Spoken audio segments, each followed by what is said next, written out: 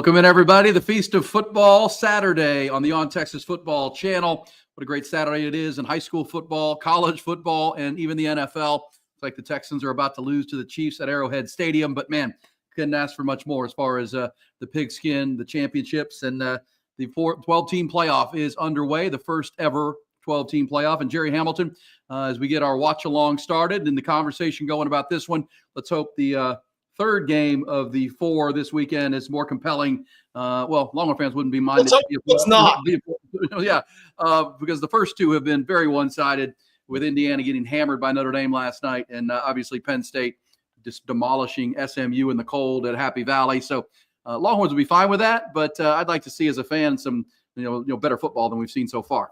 I think we will see better football. Look, Clemson at Dabo's seventh playoff as a coach at Clemson. I mean, Cade Klubnik, not scared of the big moments, right? I mean, I don't think we're going to have a Kevin Jennings performance from Cade Klubnik or Quinn Ewers in this game.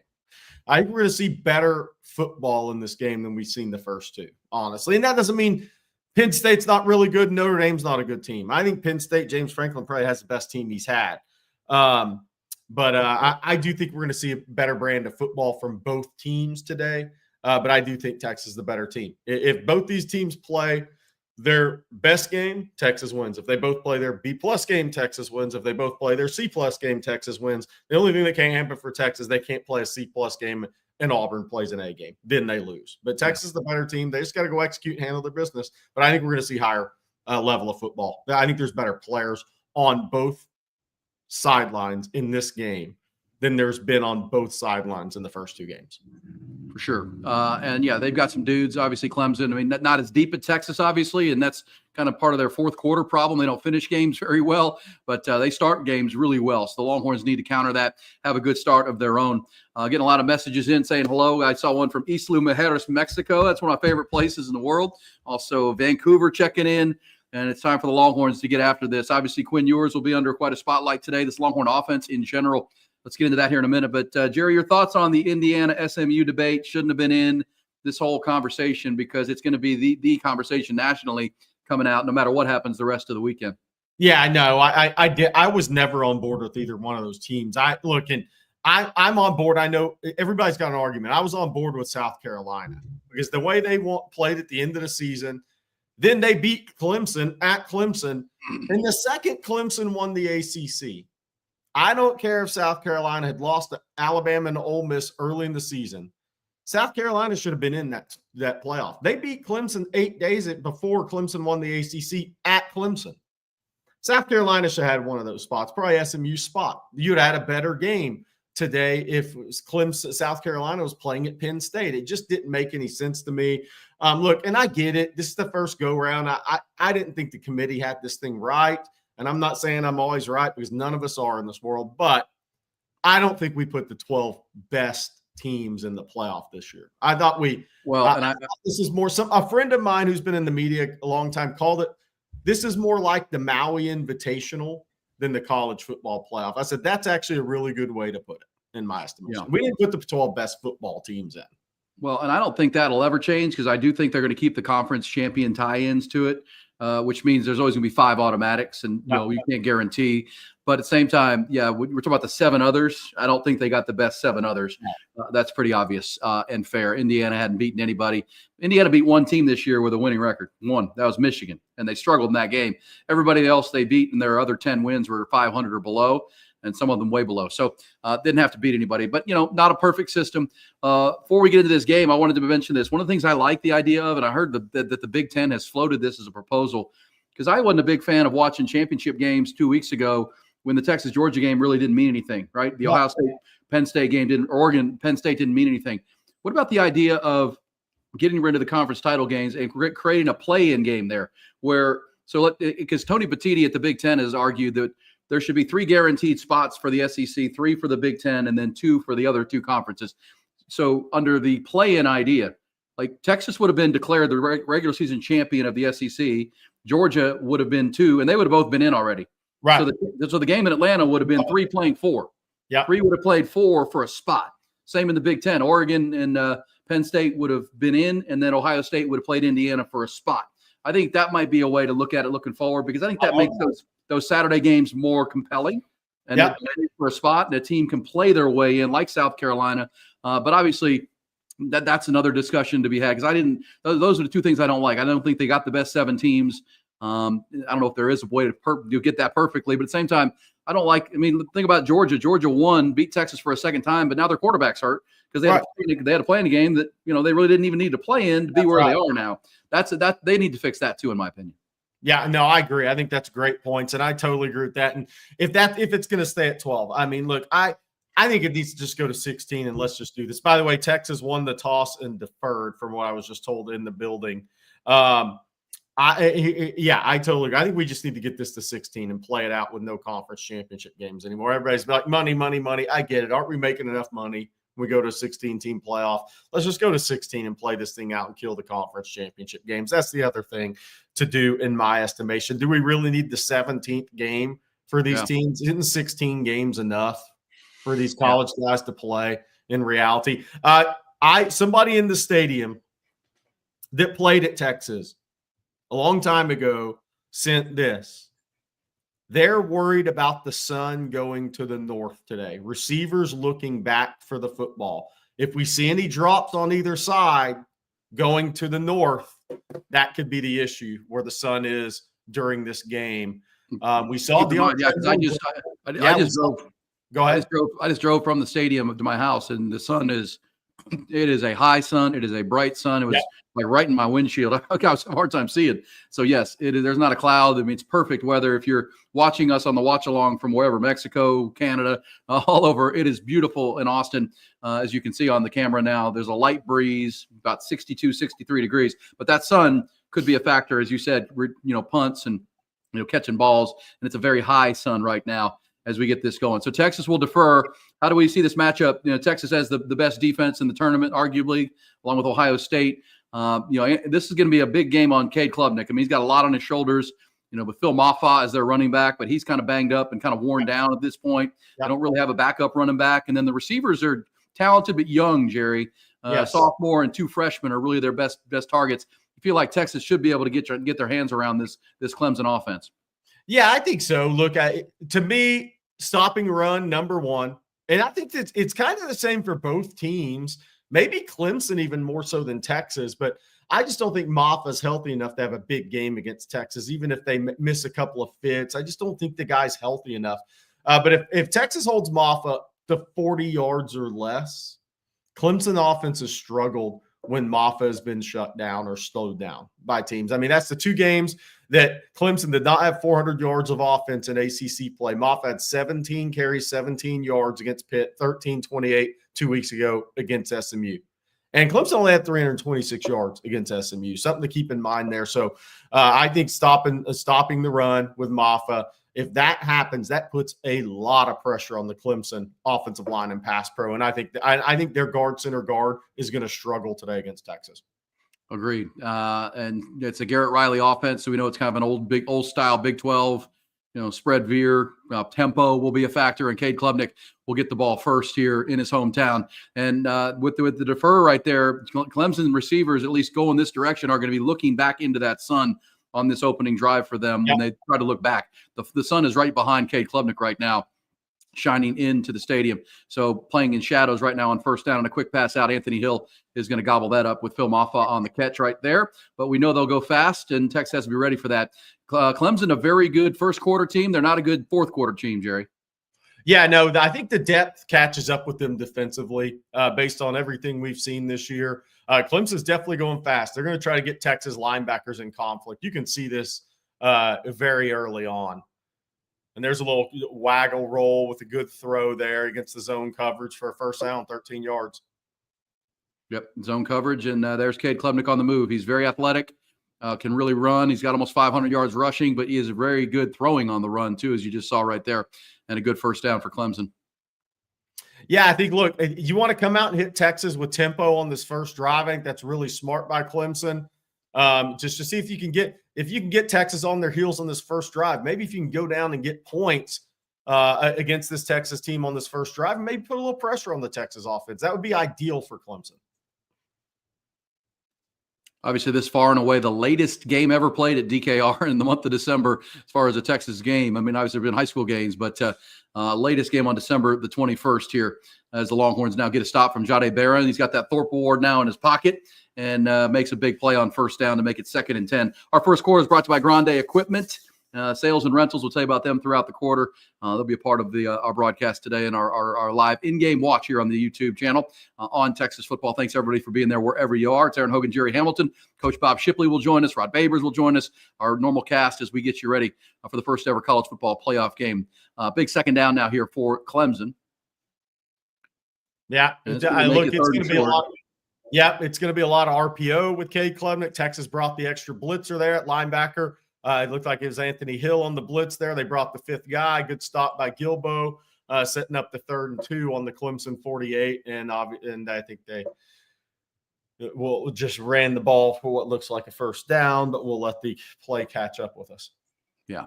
Well, and that's that Cade Klubnik is, this offense is on his shoulders, essentially, especially with, where, as you said, Phil Mafah, number 7, the running back, where he is health-wise. And but Klubnik is going to be the key. Yeah, good pressure there up the middle by Texas. Didn't get a hand on Klubnik. He plays well, moving within the pocket and then outside the pocket, and he scrambles for a first down there. Texas had good penetration. They ran a little stunt twist, but when they did that left open the right gap there if it didn't get shut down, and Clemson did a good job creating enough space for Klubnik at the first down. Yeah, he only needed 2.5 yards, and he got it. And they're on the move here across midfield, and Klubnik is the key. Of course, Michael Taft said he's the most competitive person he's ever been around, having played with him and worked with him so long at Westlake. Quarterback to receiver, quarterback to corner. And there's Cade Klubnik again making a play on first down. That's going to be into field goal range now. That's his Klubnik making a play right there, rolling to his left, back across his body, and a 9-yard gain to Wesco. Yeah, and it was Ethan Burke with the pressure on his former teammate there, and a good throw. That's just a really good play by Cade Klubnik. Bottom line, good throw, under duress, made a play for his team. Rolling left. That was a difficult throw back right. It was, yep, and a good throw. And another first down for Clemson. They've got almost 40 yards on this drive. That's been mostly Cade Klubnik either running it or making good throws and decisions. They are almost at a field goal range now. They got a great field goal kicker.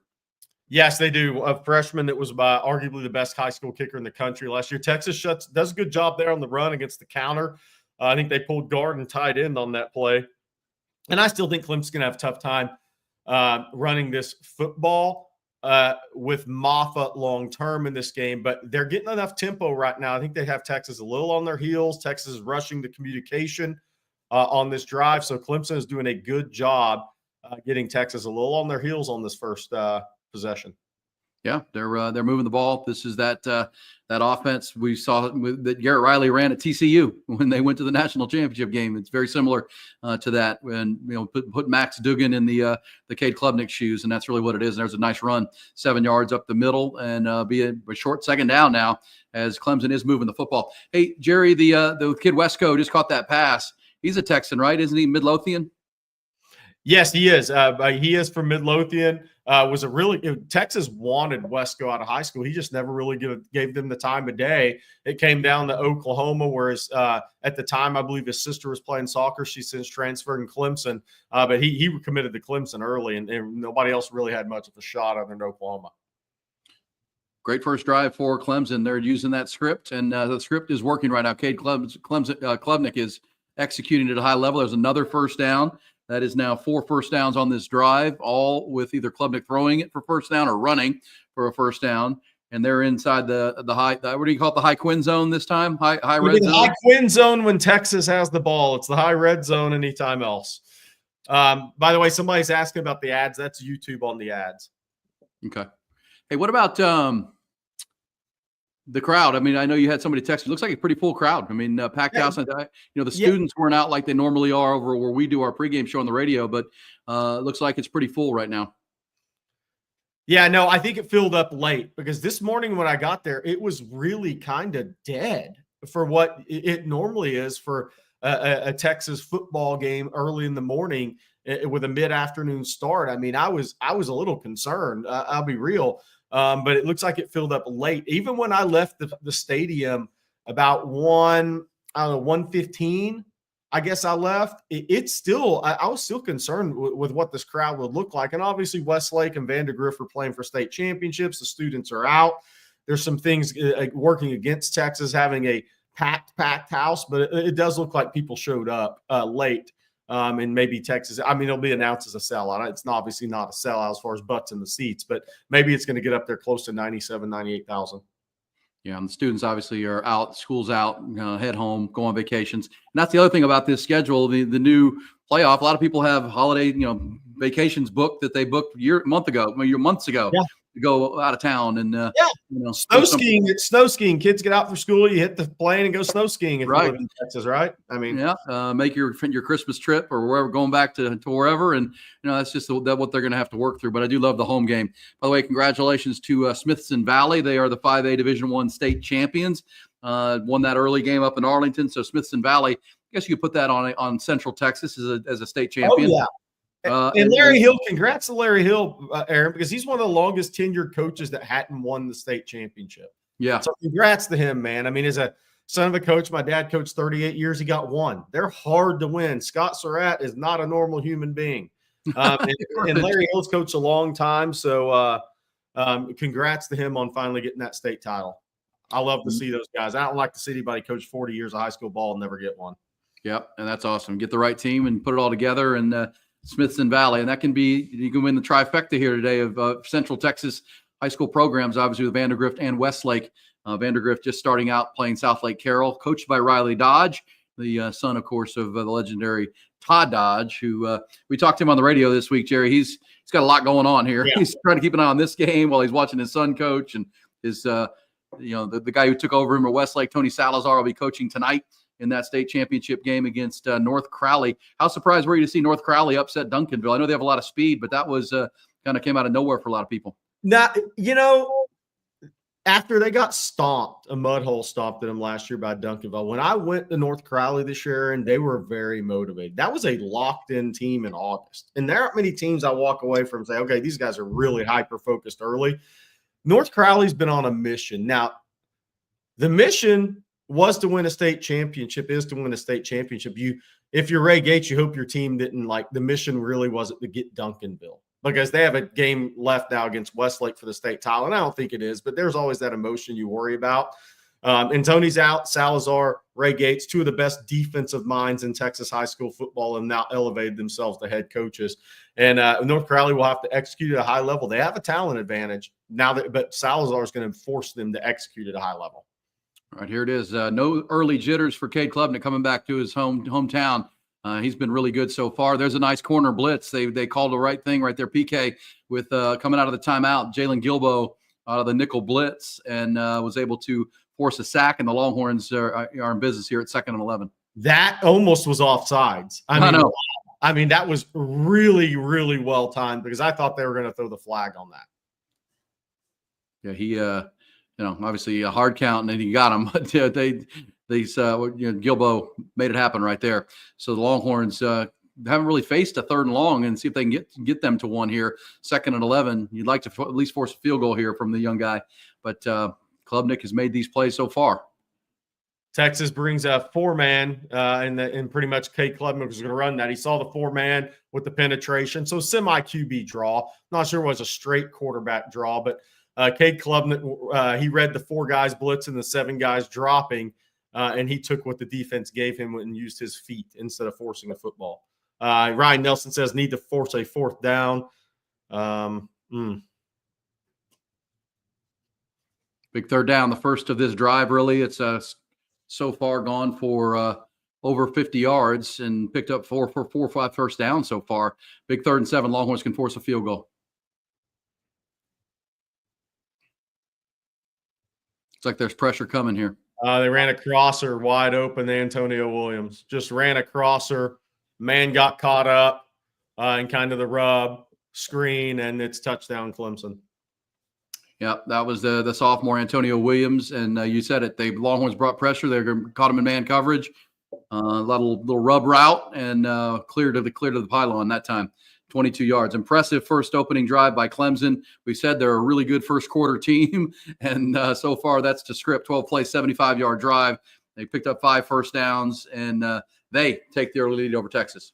So Sark's idea to win the toss and defer, gave the ball to Clemson. Now the Longhorns will get the ball out of the second half. We know that, but Clemson made the most of it. Yeah, they did. They absolutely came out with a great script, executed that script to precision. Texas did not adjust on this first drive, and thus Clemson gets a pretty easy touchdown, as easy of a touchdown drive as you'll see against this Texas defense, and it just happened in the first drive of the college football playoff against Texas. Yeah, so. We haven't seen many like that where it's just walk down the field. But, yeah, you said it right. Man coverage, double crossers.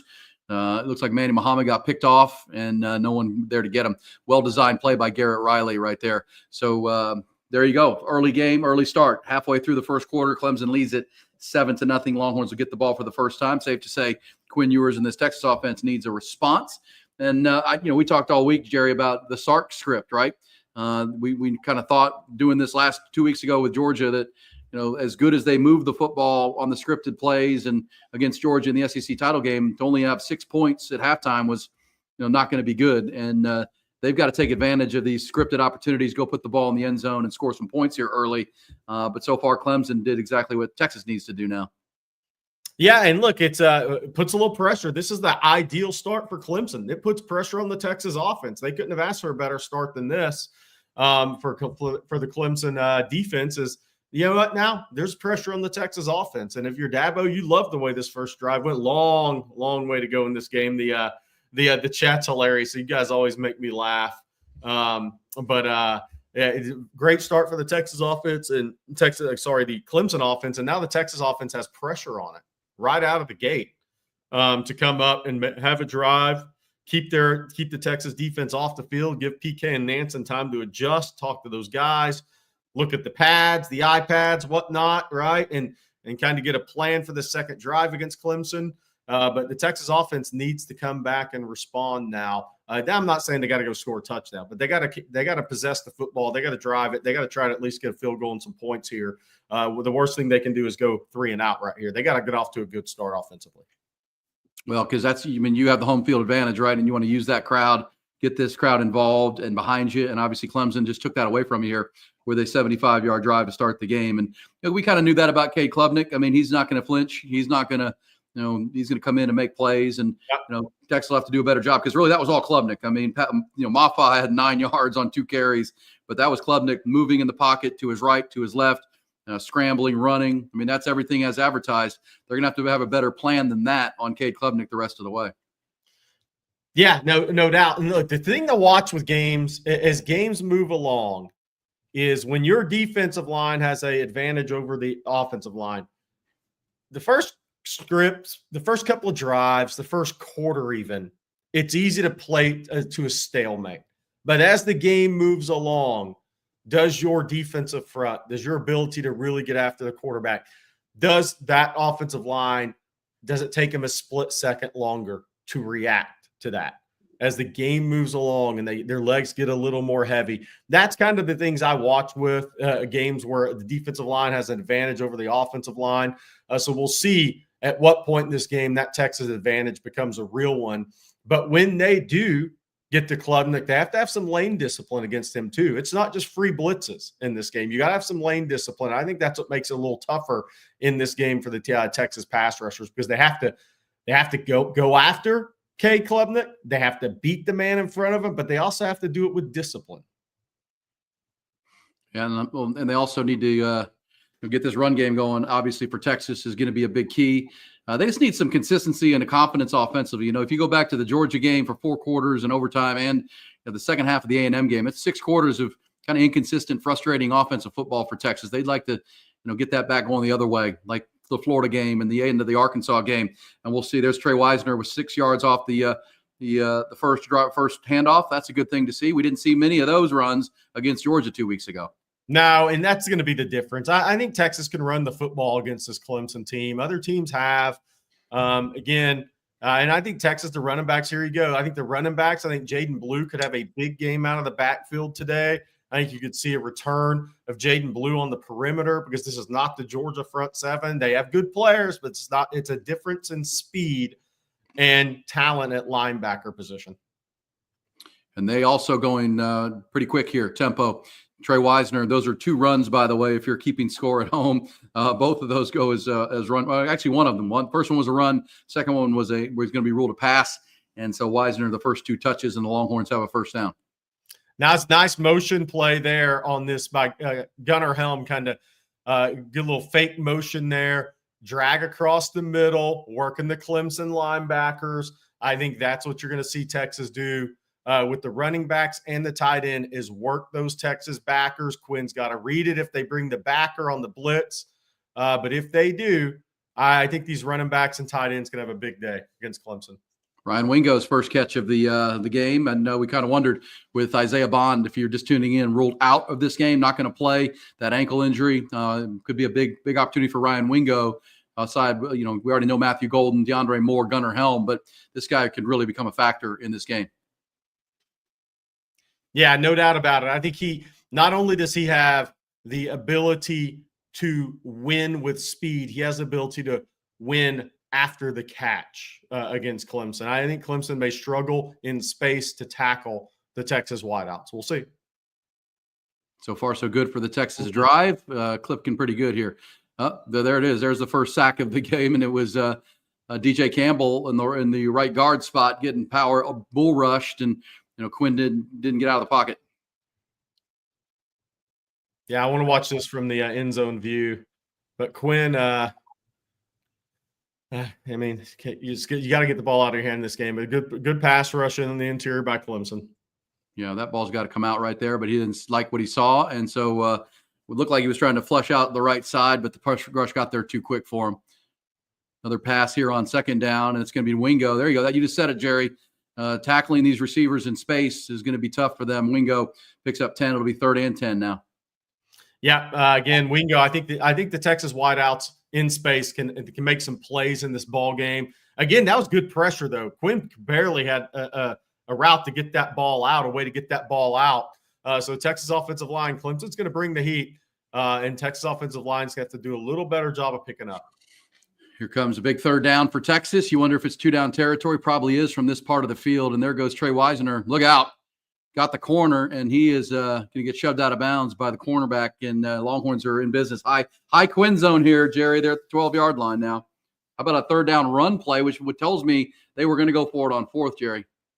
Yeah, no, I think so too. But again, Texas clearing the path left, had a 5-yard run, right at 22-yard run, it looks like.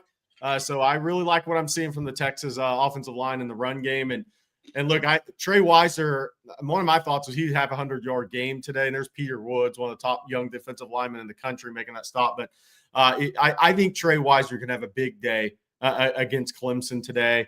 And that's why not turning the ball over is so key for this Texas offense, because if they will just play pretty clean football, not perfectly, but pretty clean football, they're going to move the ball in this Clemson defense, because the 5 teams with a 7-5 record or better that Clemson faces this year average 429 yards per game.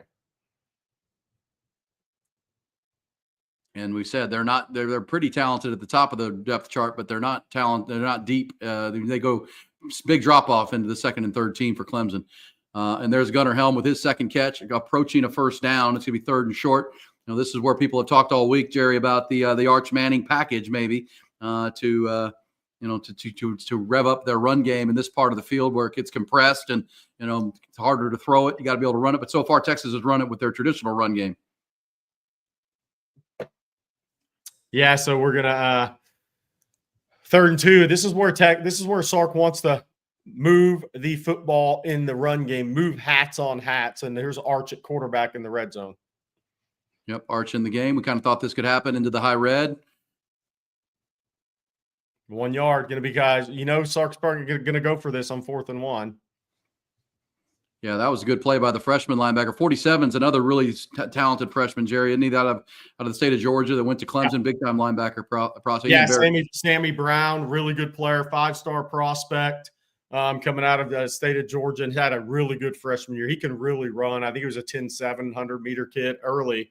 in his high school, maybe sophomore, junior year before he was an early graduate. Didn't run track as a senior.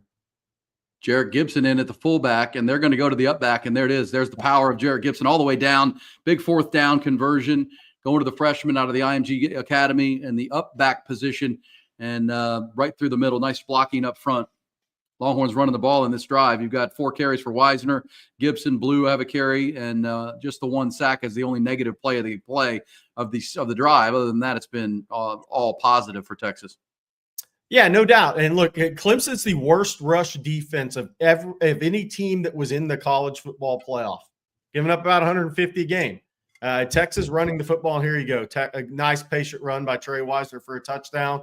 Again, Texas should run the ball effectively against Clemson. And if this is the way they're running it on drive 1, Aaron, what's it going to look like in the second half once his defense gets worn down? Yeah, this is a Texas offense that's heard for 2 weeks about how bad they were against Georgia. They came out and matched a 75-yard drive, just like Clemson did, 75 apiece. Longhorns, though, did almost 30 yards on the ground on that drive. Quinn Ewers with some conversions. They picked up 5 first downs as well. So almost carbon copy drives, Jerry. 12 plays, 75 yards into the end zone. Cade Klubnik did it through the air. Texas does it on the ground. And 7-7. Good first quarter so far. Yeah, no doubt about it. I mean, look, this is as well as the opening drive went for Clemson offensively. This one went just as well for Texas now. 6 carries for 37 yards from your running backs, and one of those obviously and then 2 or 3 of those runs were inside the 10-yard line. So obviously you're not going to have as big of runs, but 6 carries, 37 yards on the first drive from your 3 running backs. You will take that all day. Wisner had a big run to the right, a 22-yarder as well. So you had an explosive run. Quinn Ewers 5 of 5 through the air. If Clemson plays off, pitch and catch is going to be there on the outside. They hit Gunnar Helm over the middle. Clemson was not. They look like they're playing to not let Texas get behind them. We'll see how they adjust on this second drive defensively for the Tigers. But now let's see how Texas adjusts defensively on this Clemson Tigers second drive. I think the key that I'm watching here as this game moves along, I said at the end of the first drive, is what does the Texas pass rush look like as this game moves along, as Clemson has played more snaps, as the offensive line may get a little more tired as this game moves along? What does that late second quarter, what does that third and fourth quarter look like from a Texas pass rush that from that side of it? I think the Clemson defense is going to have some issues late in this game, because if that's not a good start trying to stop the run against Texas. Yeah, good push for Texas the whole drive, and that's as fresh as they're going to be in this game. Tell you about Grande Equipment, our first quarter sponsor. Wes Murray just ran into Wes and his family down at the tailgate and at the game, and they're going, and they're excited to be there. And if you need equipment of any kind, heavy equipment to purchase, to rent, to sell, if you want to get rid of some equipment, or to refurbish, they do everything in the equipment space. That extensive rental fleet of major brand equipment. If you want to rent something for a project you have on some property, great big project. They have as much equipment as you need. They've got the rollers, compactors, dozers, wheel loaders, excavators, motor graders, and also, as we said, if you want to buy a piece of equipment or bring back one to life. Wes always likes talking about how much they love to take an old piece of equipment that's still got plenty of life in it, fix it up, make it look brand new, paint it, and it looks like a brand new piece, and you get another couple decades of work out of that piece of equipment. They can do that for you at Grande Equipment, sales and rentals, local and independent, but boy, they play in the big leagues when it comes to big projects or small. It's Grande Equipment, our first quarter sponsor. You see the phone number there, or just go to the website, grandeequipment.com. That's grandeequipment.com, Wes and his team. All right, matching first drives, and the first quarter is nearly over, about 2 minutes to go. Touchdown run for Trey Wisner, and you're right about that. I mean, Texas concerning because you knew you had to stop Cade Klubnik, and Klubnik kind of did what he wanted to do on that first drive. You got to come up with that. Both teams had a sack on their first drive. It was Jalen Gilbo for the Longhorns. Quinn took that 10-yard sack. But, man, so both drives went 12 plays. Both drives had one bad play, but they overcame them both. And, 7-7. We'll see. I thought that was pretty interesting. Yeah, and I think the key here for Texas defense is see if they could get to Klubnik in more third and medium longs. They're 2 for 2 on third downs with 5 first downs on that first drive. But see, first down defense for Texas. Let's see what the first down defense looks like moving forward for Texas, because if Clemson can get to the 2nd and 6 range, that means they can get to the 3rd and 2 range, and that means Klubnik's arm and legs is involved. more so from a play calling standpoint. This first down defense could be key for Texas here moving forward, I think. So far, Nick asked, do you think that gave PK and Nansen enough time to adjust? Let's see. I don't have the answer. I do think the pass rush as this game moves along is going to be more effective against Clemson. Well, I agree with what you just said. You can't, the offense's plan is to play efficient football, stay ahead of the chains, as we call it, right? And both offenses just did that. To be effective on defense, you got to, win first down and make it second and long. Texas did that one time. Don't forget the touchdown came on a 3rd and 7 for Clemson on that crossing route. Texas had to convert a 4th down to be able to score their touchdown. So, both very similar drives, but now the defenses have to adjust. And I think you trust Texas's defense and their personnel to be able to adjust quicker than Clemson's right now. So we'll see. But we'll see. First down, maybe bringing some blitzes early, get Klubnik rattled. But, man, you just know Klubnik is not rattleable, I think would be the way to put it. Well, I think that's the thing. Like, I know people are like, well, that's the defense's job to adjust. Yeah, it's the coach's job to adjust. But here, I don't think you panic either early on. No, I think you just the one thing I would stay away from is Texas has had 38 sacks this year with a very low blitz rate. If they just if they feel like they have to start bringing numbers early in a game, which I don't think they will, that's just not PK style. But if they feel like they do, would be a little bit of a panic. I think more 5-man pressures. I think we had 1 5-man pressure and the rest were 4-man pressures on that first drive. I think maybe more 5-man pressures. But if you do that, you may be taking the spy off of Klubnik at the same time. And it's hard to always dial that up the way you want it if Clemson moves fast. Let's also see what type of tempo Clemson plays with on this second drive. Yep. Right. And, it's fair to say, Cade Klubnik's the best quarterback Texas has played this year. I guess you could put Carson Beck in there, but Carson Beck has not played great this year. I don't know, maybe Diego Pavia. You're saying who's the best quarterback Texas? This is a third-year starter. It was Pavia, but Klubnik's the best, I think. Yeah. Yeah. You're talking about a guy with 33 touchdowns, only 5 or 6 interceptions all year long. This is what you're dealing with. And, he's a good player, and he's going to create some plays and move the ball. So you got to go blow for blow.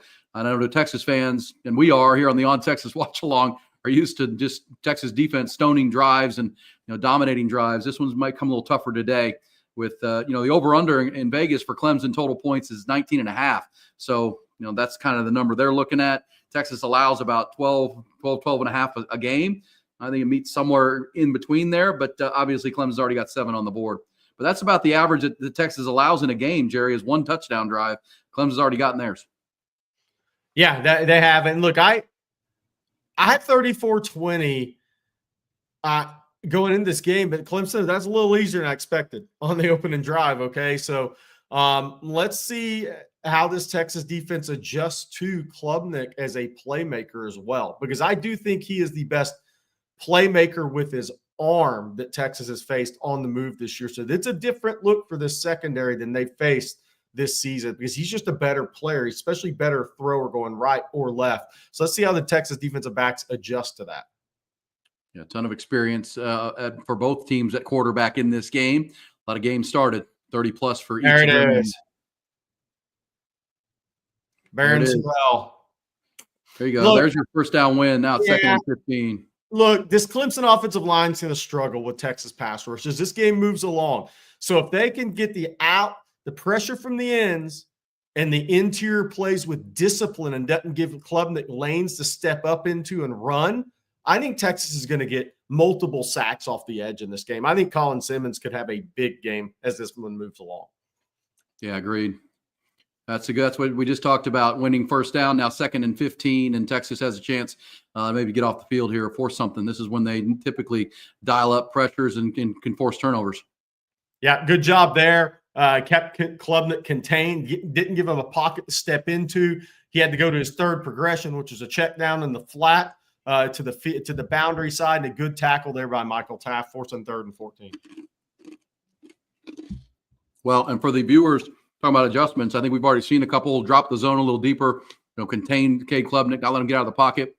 And the one thing you trust with his defense, there's such a veteran unit, Jerry, with so much experience in the back end, especially that they can make adjustments where they need to once they see what the attack's going to look like.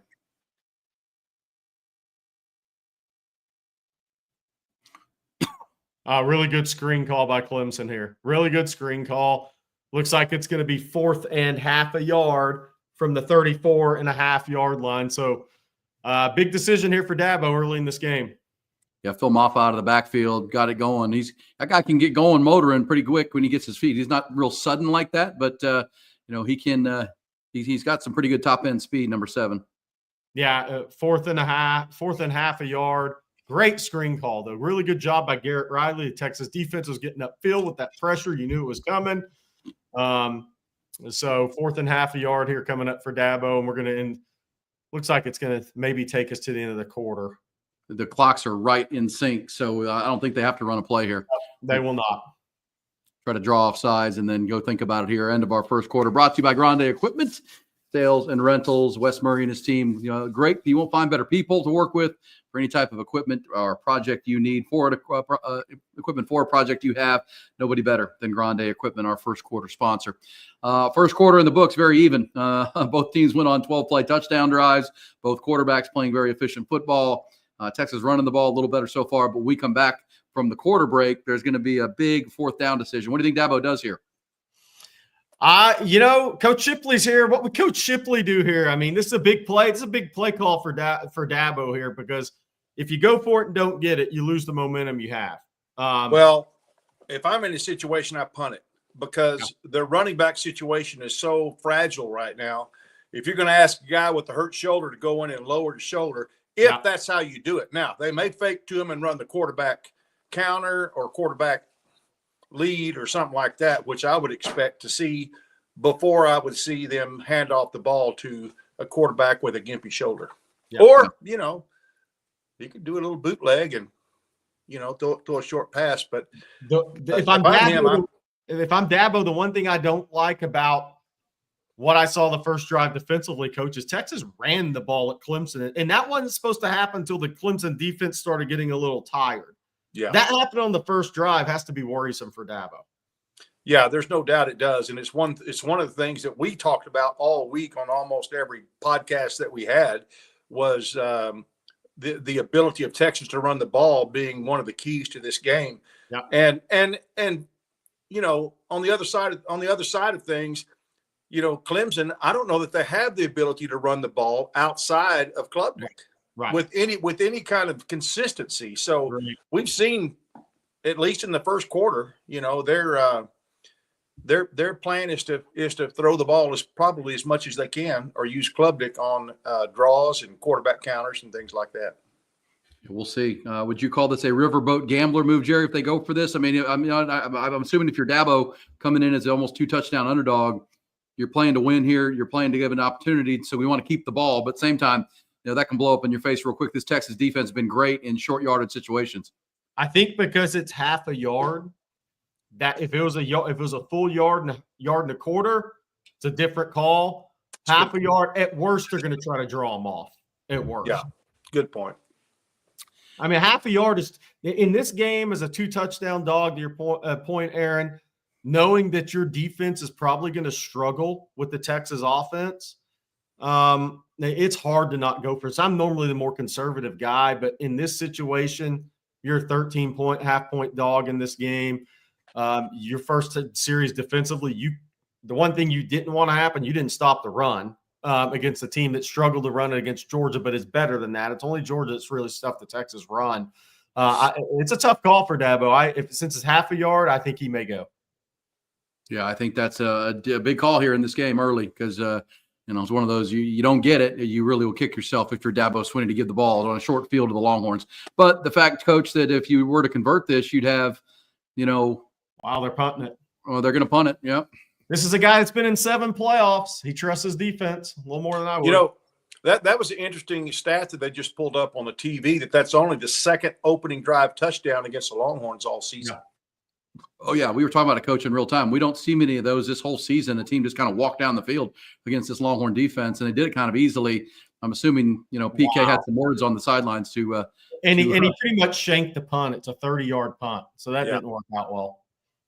Yeah, Longhorns get a stop, and that sack by Barron Sorrells to start the drive was big to win first down and make it 2nd and 15. They almost converted it on that screen pass, but good stop right there by the Longhorns. Now see if Quinn can come back out. He went 5 for 5 on the first drive, did take the 1 sack, but Trey Wisner was really the big key in that first down. And Coach Ryan Wingo with 2 catches on the first drive. You gotta like to see that. Yeah, I didn't see one of them because they were showing something else on the play. I don't really know what that play looked like. I don't know if y'all ever saw it or not. Yeah, the first one was off coverage, which I thought was interesting. Yep, Longhorns. Counter, he did a good job filling by the backers on that counter. Yeah, cut it back in. They kind of know that Wisner was going to keep coming at him here after he had that many yards on the first 2 drives. How about that Wisner run, Coach, on 3rd and 10? They run the run play and pick up 22 yards. And I like running the ball, especially if you thought you might go for it on 4th. Another explosive run here, guys. Look out. Yeah, I like the way Trey's running. I like the way that Sark is mixing it up. And this is what championship football teams do. They have a balanced attack. And as we've seen all too often, if you can't run it, you're in trouble. Look, Dabo, they got to be concerned right now. I mean, Wisner's got 52 yards on 7 carries. I mean, already in this ball game, and they're running it right, Coach, and they're running it left. It's not like they're running one play or one side. They're running it both directions right now with success. Yeah, and not only Clemson probably hates to see this, but Arizona State probably hates to see this too. Yeah, and it's good to see Kelvin Banks out there looking healthy too at left tackle. Really, the only significant injury for the Longhorns right now is Isaiah Bond, who's not playing in this game. Here comes Wingo on the end around. Good play by the defender, but he still beat him. You talked about tackling that guy in space, Jerry. There it is. That should have been a loss of yards. He ends up with a positive play. Yeah, no doubt. I mean, look, it's they pulled the backside guard tackle, then ran the reverse opposite of it, Coach. Great play call. But I just think Clemson's perimeter guys are going to have a tough time tackling Texas in space in this game. Yeah, that's been the case. Coming easy. Jaden Blue in the game. Yep, you signaled you'll see him more today, Jerry, because of that speed on the perimeter, and that's something Clemson struggles with. Yes, sir.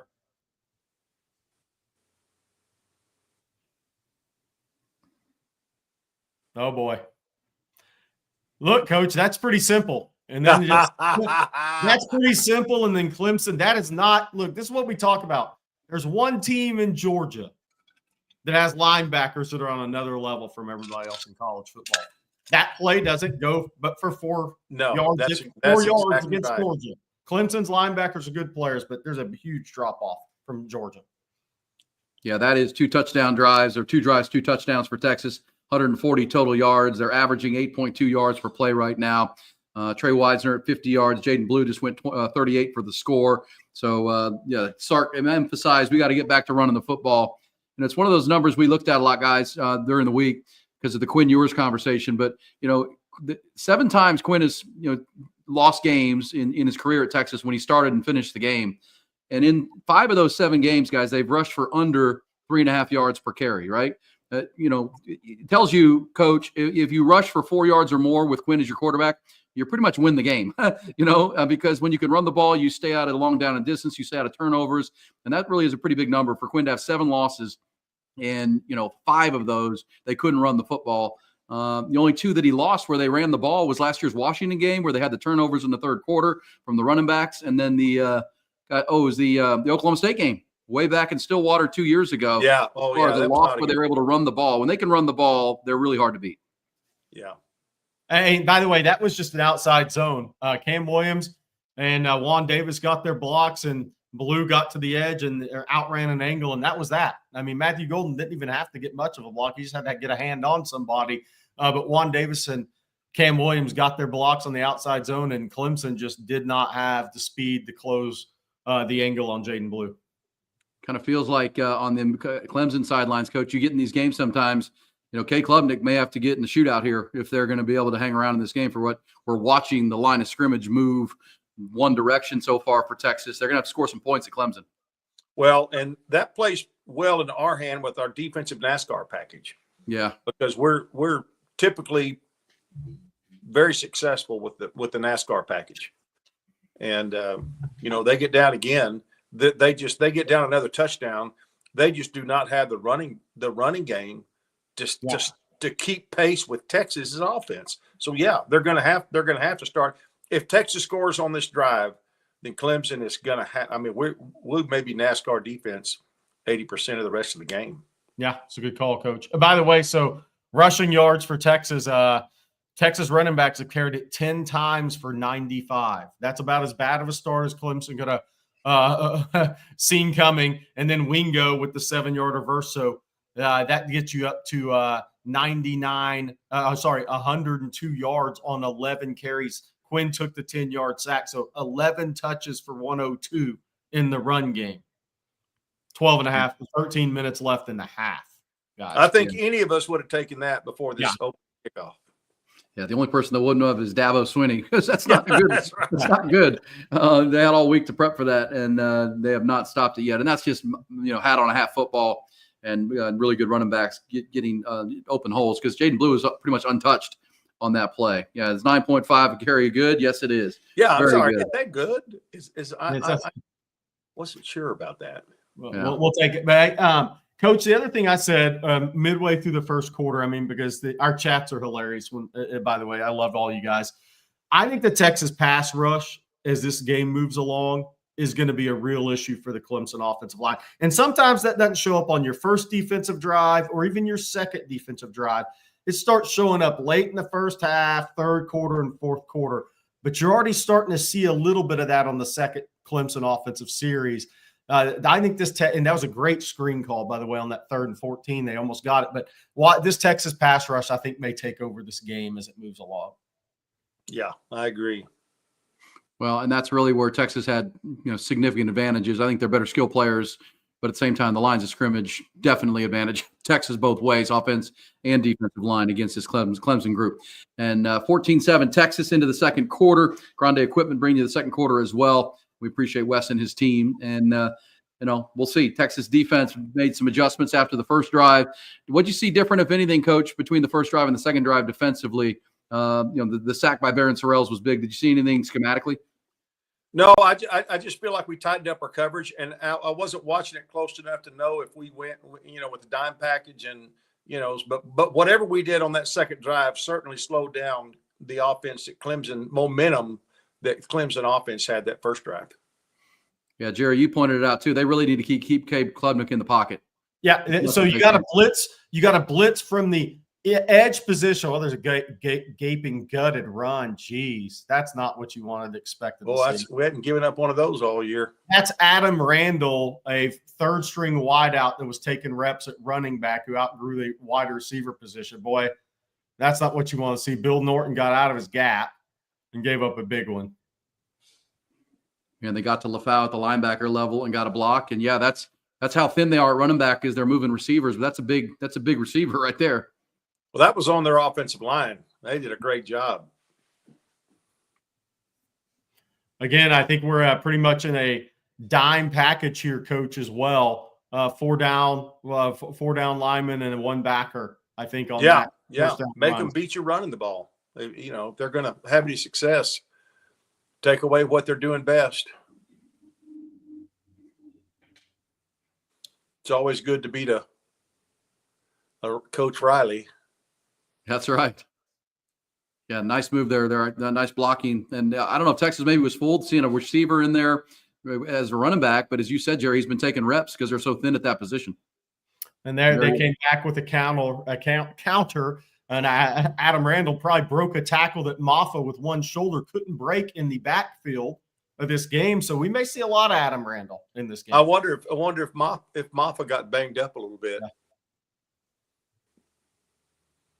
Yeah, this looks to be the backup running back, obviously, and or it's just his drive to get some time. And Longhorns now know that he's going to be a factor in this game. He ripped off a big 41-yarder, got another carry there, and it's going to be 2nd and 6.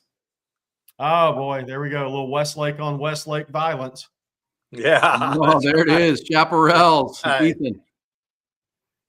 All right, there's a 16-yard loss. Ethan Burke against his good buddy and former teammate. And good pass rush that time. It's going to make it 3rd and long. Hey, what have we seen? Both sacks came off the right side. And I got bad news for that right tackle. Wait until Colin Simmons gets over there. One sack's off the right side, by the way. Yeah, they just did a simple twist that time, and they didn't slide it interior, and Ethan Burke just shot the gap. Yeah. And Johnny Nance and those guys are going to say, all right, Colin Simmons, go line up over there a little bit later in this game. Well, this would be big. Here's that NASCAR package, dime package coach, and get off the field here would be big after a 41-yard run to start the drive. Yeah, that's causing Clemson to take another timeout. I know as a head coach, you hate using those timeouts before, you start getting into a 2-minute situation. Now, they have a kicker that hit a 56-yarder last week. It is downwind going south because obviously that cold front from the north. So what does Clemson do on this third down play call? I'm not getting too aggressive, I would take points right here to stay within reach of this game. I'm not saying field goals are going to win it, but you're also sitting at a 3rd and 16, and the pass rush has been getting to you. I wouldn't be shocked if they call a quarterback draw here, honestly. Yeah, I agree with you. Something easy, but you just want to get into your field goal range if you can. And you certainly don't want to take another negative play here. Within reach of this game and see if Texas will do you a favor, Coach, is what you want to do. Yeah, no doubt. I mean, if you're the 13-point dog, you want to stay within a score. You want to stay within reach. You want to play somewhat conservative until you can't. And that Dabo punted, and that did not work out. Texas ran the ball down their throat. But if I'm here, I'm going to be a little conservative for this play call. Wide receiver screen, QB draw, something to ensure I at least get 3 points out of this drive. I don't want to walk away empty-handed here. I don't want to have to punt this football. I want to at least get a field goal attempt. Sure. Yeah. I don't know about in Austin right now, my weather app is showing a 3-mile-an-hour north wind. Now, it could funnel down in that stadium and create more of a draft through there. So it could be a little bit stronger in there, but it'll be a challenging kick if they decide that they want to kick it if they don't make much up on this third down. All right, so right now, Clemson 119 yards, Texas 140, Texas 192 rushing yards. Clemson 2 of 3 on third downs. This is the first 3rd and 16 they faced. They had a 3rd and 14. They almost ended up punting. But this will be the second straight 3rd and long. They were 2 of 2 on third downs the first drive. Second drive, there was a 3rd and 14. They didn't get it punted. Now it's a 3rd and 16. And we'll see what they do here. But you would think, especially coming off the timeout, Coach, Texas is going to play sound third down defense here. Be expecting wide receiver screen. Be expecting QB draw. And being very smart defensively with their eyes on this 3rd and 16. And when I say smart defensively with the eyes, that means the edges, linebackers, and the secondary. Yeah, maybe a screen pass or something like that too that we saw earlier. Well, Simmons is in the game. But they're putting him on the left tackle right now. They're warming him up. They're going to warm him up for a second. Terrell already has 1 sack coming off that against the right tackle, Clemson right tackle.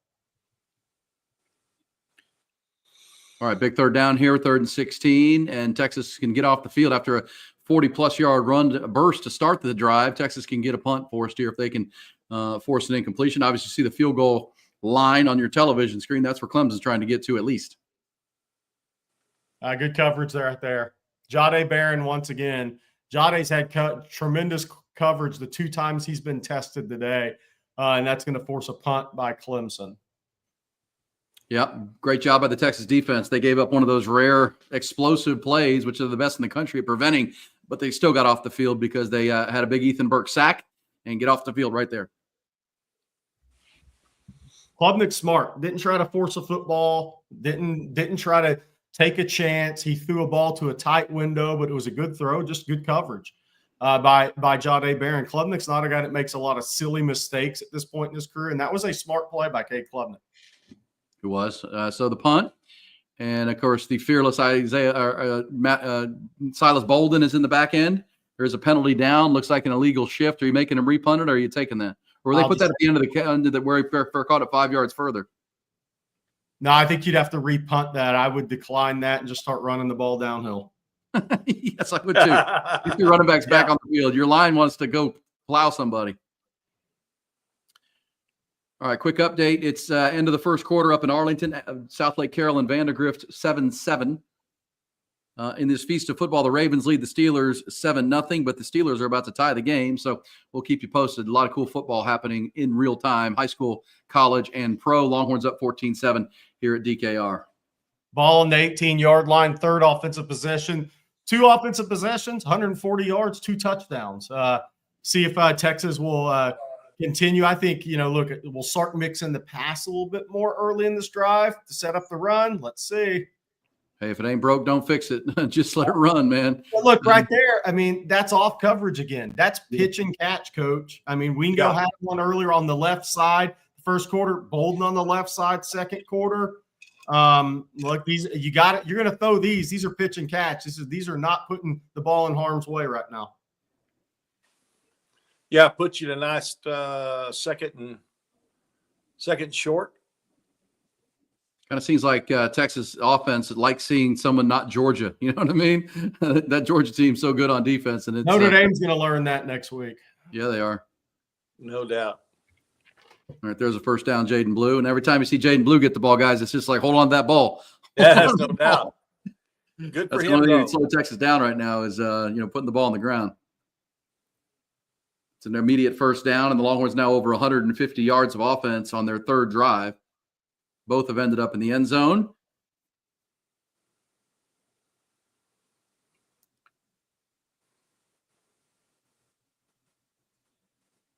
Oh, boy. Wide open. Wide open, Matthew Golden on the post. Man, none of this looks good for Clemson defensively, coach. Sure doesn't. Giving up short throws to the outside, to the perimeter, giving up runs off the right, off the left. They just gave up an easy post, never got a hand on him, didn't disrupt the route. The safety bit up the middle, and bit on, looked like probably Gunnar Helm, and just wide open. Yeah, Ewers now 7 for 7 for 100 yards. Yeah. Give Avion Terrell, the corner, credit there. The sophomore, he came off of his guy and prevented a touchdown because him just running back and getting back there helped, or else I was going to be 6. It's a heads up play and see if they can stiffen now. But Longhorns moving the ball at will. They're over 200 yards of offense now already on their third drive. I mean, look, people are saying that throw was awful. But that throw was into the wind. There is wind in this game. I mean, that was you can see the flags fly high when they kind of do the panorama shot of the stadium. But you like to see that ball led a little bit more. Oh no, Another run. Oof. Off the right side, Cam Williams, DJ Campbell, man, are pounding guys in this game, coach. Yeah, and Trey Wisner came to run hard, didn't he? Hey, I just can't help but have a big old smile on my face. Golly, this is what I've been dreaming of right here. Just power football, coach. Just being able to run the ball and just impose your will upon the defense. That's championship football right there. Yeah, I mean, Sark said it this week, guys, that the focus tends to be on the quarterback, but that we all have to raise our level across the board to be. Just him on the right, guys. This looks like a scrimmage. This is bad. Yeah, and a second consecutive untouched touchdown run for Texas. Jaden Blue made it to the end zone from 40 plus without being touched. That time it was Trey Wisner from 16, his second of the game, and he's now 10 carries, 80 yards, 2 tutties. I mean, 3 drives, 3 touchdowns, Texas. Coach, we're up to Texas running backs have carried it 14 times for 125. Yards per carry is going down. Yeah, we're down to 7.6, counting 10-yard sacks. 10 yards and sacks. Boy, good complimentary football there too, guys, because Texas offense is rolling and feeling good, but to get off the field and prevent points after giving up a 40-yard run to start the drive, thought that was pretty big. That Ethan Burke sack looms. That really stalled Clemson, and now offense just continues. And you said it on the first drive, Jerry. If it came that easily in the run game on drive number 1, what's it going to look like later? It'll be a long afternoon for the guys in the bright orange. If you're going to hold up in the run game against the team, you have to do it early. If you can't hold up early in the run game when you have maximum energy and you're have fresh legs coming off a big break, when are you going to do it later in a game? No doubt. I mean, it's not happening. I mean, Texas is going to. The only thing you can do is for 250 today.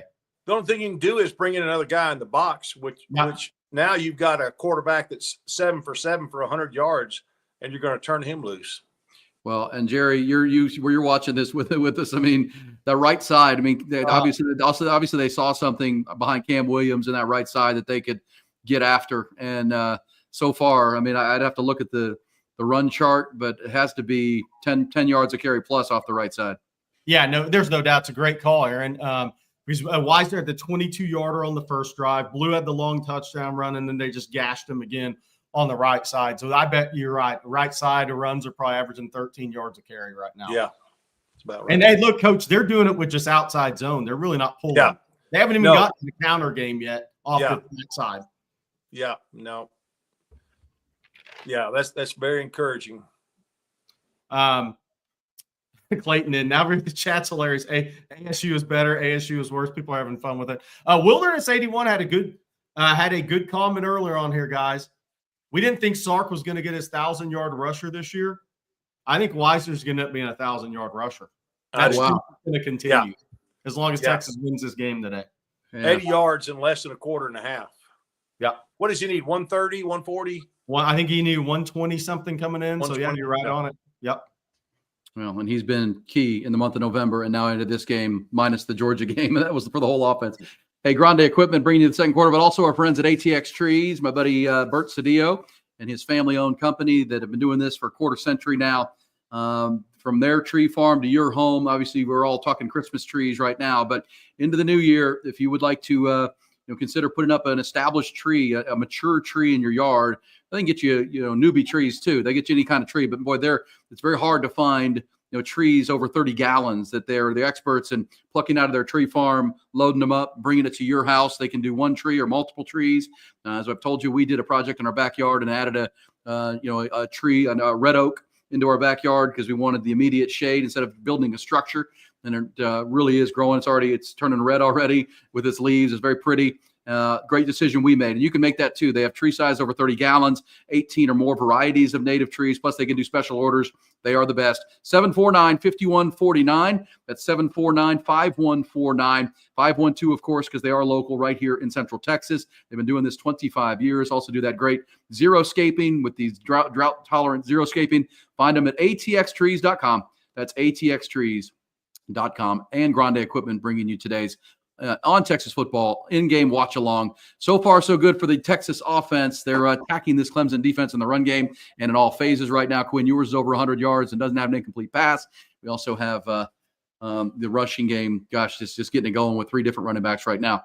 What are you thinking, Coach, if you're Clemson now, if you're Dabo Swinney, kind of seeing how feeble your defense has been so far? You got to figure you're going to have to manufacture some points here. Can't give the ball up too much without scoring, or you're going to be in for a long day. Yeah, they can't be throwing the ball too much down the field because that's just going to spell disaster for them because those are short drives if they're not successful and to get your defense back on the field. So they're going to have to manufacture some type of yards, look for some short passes, screens, draws, that kind of thing. QB draw right here on first down. I mean, look, this is Klubnik's going to have to carry the football probably more than they want him to in this game, because the Texas pass rush is going to get home too often. Clemson's offensive line, unless they keep Brenningstool in and take him out of the offense, Texas pass rush is going to get home. I mean, they're getting home early. What are they going to do as this game moves along, Coach? It's not going to be good for Clemson's offensive line. They're going to have to sacrifice their tight end and out of the passing game and get Klubnik's have to run it more. Now they're going Wildcat, by the way. Yeah, they're going to have to be creative. And I think, Coach, you just said it. I mean, you can't go 3 and out right here. Hello, Mr. Simmons. Yeah. Hey, look, if Colin Simmons sees Wildcat, he doesn't have to worry about anything other than ball. No, I mean that's like a dang alpha lion chasing down a poor gazelle. I mean, and there's Maffa working on that left shoulder, already giving him an issue. He got pushed on that screen where he ran out of bounds. He got pushed from behind and kind of somersaulted on that shoulder. And so definitely giving him major issues right now. Yeah, you can tell it was he didn't take much contact during the week, and the first time he took contact, it's back to being a problem for him. Barely played in the ACC championship game, and they're very, very thin. Oh, baby. Oh, man, Colin Simmons with a pick in a playoff game. That's big time for the freshman. Oh, that's so awesome. Yeah, Longhorns have a chance to go up 3 scores here. I thought Trey Moore was offsides on that. I'm glad they didn't. I thought the same thing. No. I saw that and I thought, oh man, please. Another Now, tip ball Sark, interception. Sark, here's my only advice to Sark. Run it off the right side here. Yeah. Don't put the ball in the air. Sark, don't do it. Just run it off the right side. See how they react. Good Coach, job, can I parents. call one? Coach, can I call one? Yeah, can I call one play today? Like 3 times in a row. Zone right. Zone right. Zone right. Zone right. I'm done. There's Baron Sorrell causing that, and that's good defense there, Coach, to know that Cade Klubnik, you're just trying to contain him, rush smart, fill your rush lane, and then get your hand up. Now he ran it left, cut it back to the right. Good. Oh my goodness. They're just not getting any penetration, Coach. Clemson's just not. No, they're not. And Jaden Blue, our backs are giving them fits.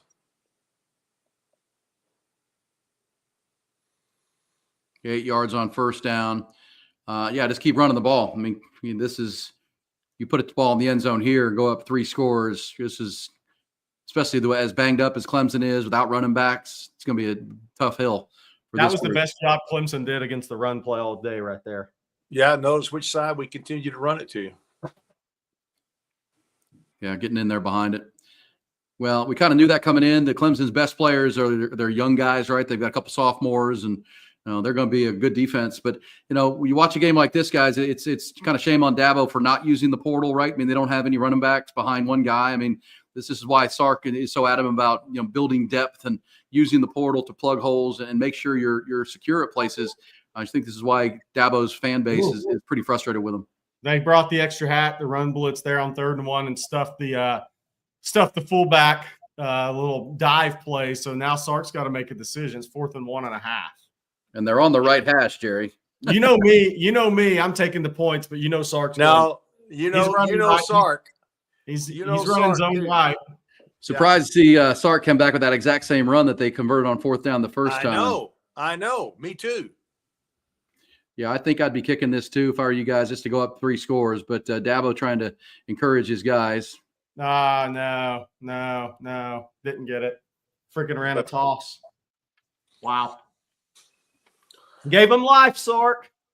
Yeah, there's the freshman linebacker making plays. Big play right there. Well, look, I mean, you give Clemson some credit. Texas had 2nd and 1 after their, had 2nd and 2 after first down and didn't get a first down on 3 tries. So, that's Clemson showing some life here. Now they can really find some life. They could find a drive offensively. All these guys, man, they hate taking points in these games. Like, it's crazy. Yeah, 24-7 sounds pretty good right about now. But that's the second time they've gone for it on 4th down. They're now 1 for 2. It worked inside the 10-yard line earlier, but Dabo's guys bowed up that time. And that's a good tackle. Jaden Blue looked like he might be able to run through that tackle, but that's that freshman that was the Gatorade National Defensive Player of the Year in high school coming out. He made a play right there. That's exactly what I thought. They're going to try to find ways to manufacture running type plays. Yes. Out of the passing game. Jelani McDonald says hello. That was a big lick coming up from his safety position. Ryan Nelson says, give it to Wisner. I'm curious why Wisner wasn't the back on that 4th and 1. Agreed. That's the point.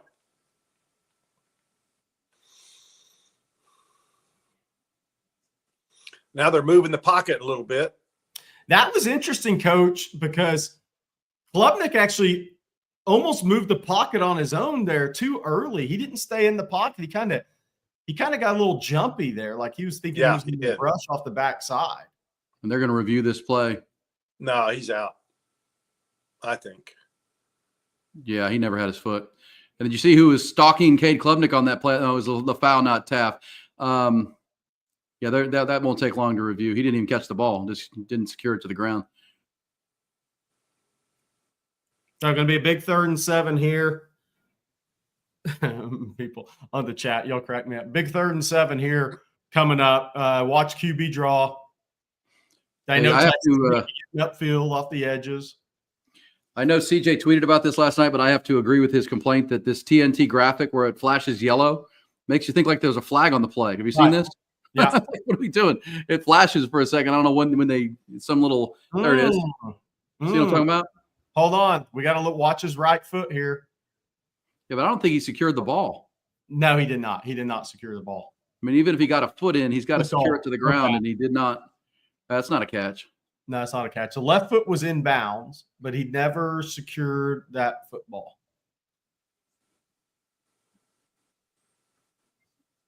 The left foot's in.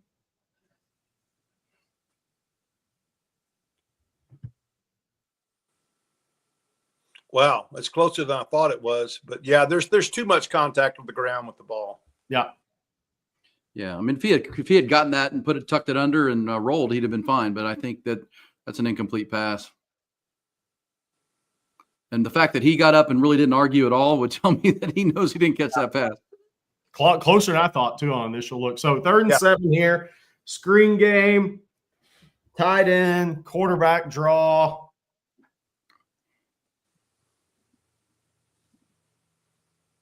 This would be big for the Texas defense after the 4th down stop to get 3 and out and get the ball right back with 3:33 to go. And remember, Texas does get the ball coming out of half. They won the toss and deferred to put Clemson on the field.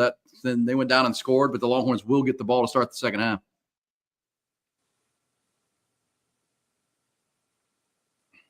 Good pressure up again. Good pressure again by Texas. I mean, man, a lot of pressure on Cade Klubnik to make great throws in this game. Rotten. Yeah. Texas is getting too easy a pressure right now off the edges. The edges are absolutely whipping the Clemson tackles right now. I mean, just a simple inside move by Trey Moore. Clemson offensive tackles look like they have no shot in this game to me in pass pro. Broughton almost picked that ball off. Got his hands up. Somebody asked in the chat, I think Nick asked, do we think Notre Dame could beat Georgia? It's a playoff game. Anything can happen. My concern, if I'm Notre Dame watching that game last night, is the offensive line for Notre Dame. Riley Leonard had too much pressure on him against Indiana with what's coming next week. Yeah, I think the Notre Dame offensive line's in trouble against Georgia. Well, all offensive lines have nightmares to play that front. Yeah. And when Indiana's getting pressure, Aaron, when Indiana's getting a lot of pressure on Riley Leonard, he could escape those pressures and he doesn't take big hits. I think Riley Leonard is going to be lucky to survive that game next week if it looks the same as it did last night. Guys, I want to go back and say something about that punt return. Did you notice the punter was saving time, just taking his time because nobody was pressuring him, letting his coverage get down there? They're gonna have to notice that. Yeah, you can't let him do that. Yeah, no, you have to fair catch that punt because they have way too much time to get down the field. If he can put it off another second or two, then that allows guys to get 10 more yards down the field. And Silas is going to have to watch that punter. And when he does that, he's going to have to fair catch it. Oh, big Cam Williams is down, guys. This isn't good. Yeah, is it Cam? Who else is that? Wisner.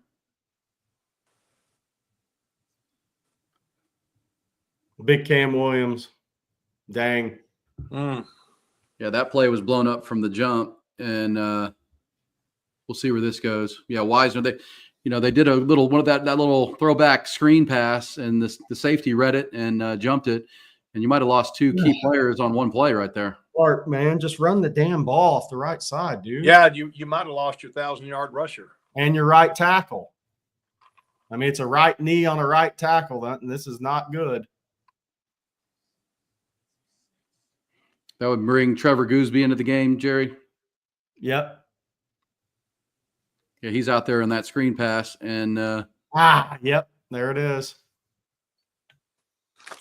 Oh, you hate to see it, and he should have just gotten to the ground. I mean, he was trying to lift up Trey Wisner as the cavalry's coming.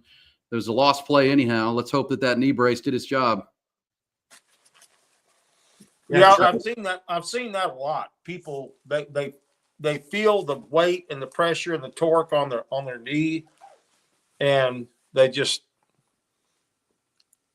are stunned somewhat. But the brace, I've seen that braces on offensive linemen save so many knees, it's not even funny. And I don't know if Cam's going to get. That's not Doesn't good. look like he's going to be coming back in the game. Nah, that's not good. So that'd be Gooseby to right tackle. I don't know. I was wondering this. Yeah, I think it'll be Gooseby to right tackle, which is tough because Kelvin Banks is already playing at less than 100%.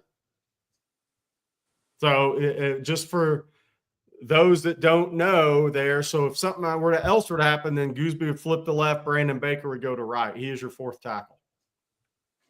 Yeah, that's unfortunate too, because that play was blown up and Cam Williams was trying to, I don't know, make something happen and lift Trey Wisner, and then the whole Clemson defense came and collapsed on them. Both guys got hurt, so unfortunate for sure, and not a great play call. And give Clemson credit, they snuffed it out, and we're kind of waiting on it. Now it's going to be 2nd and 16 here. Good to see you putting a little bit of weight on it. Yeah. Yeah, but I sure wouldn't look for him to be back. Nope, I wouldn't. Today. Nope. I just look, this is 2 straight possessions. You're running the ball down their throat on the right side, even if they're bringing the extra hat.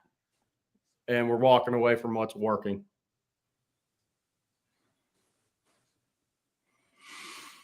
That seems to be our MO sometimes.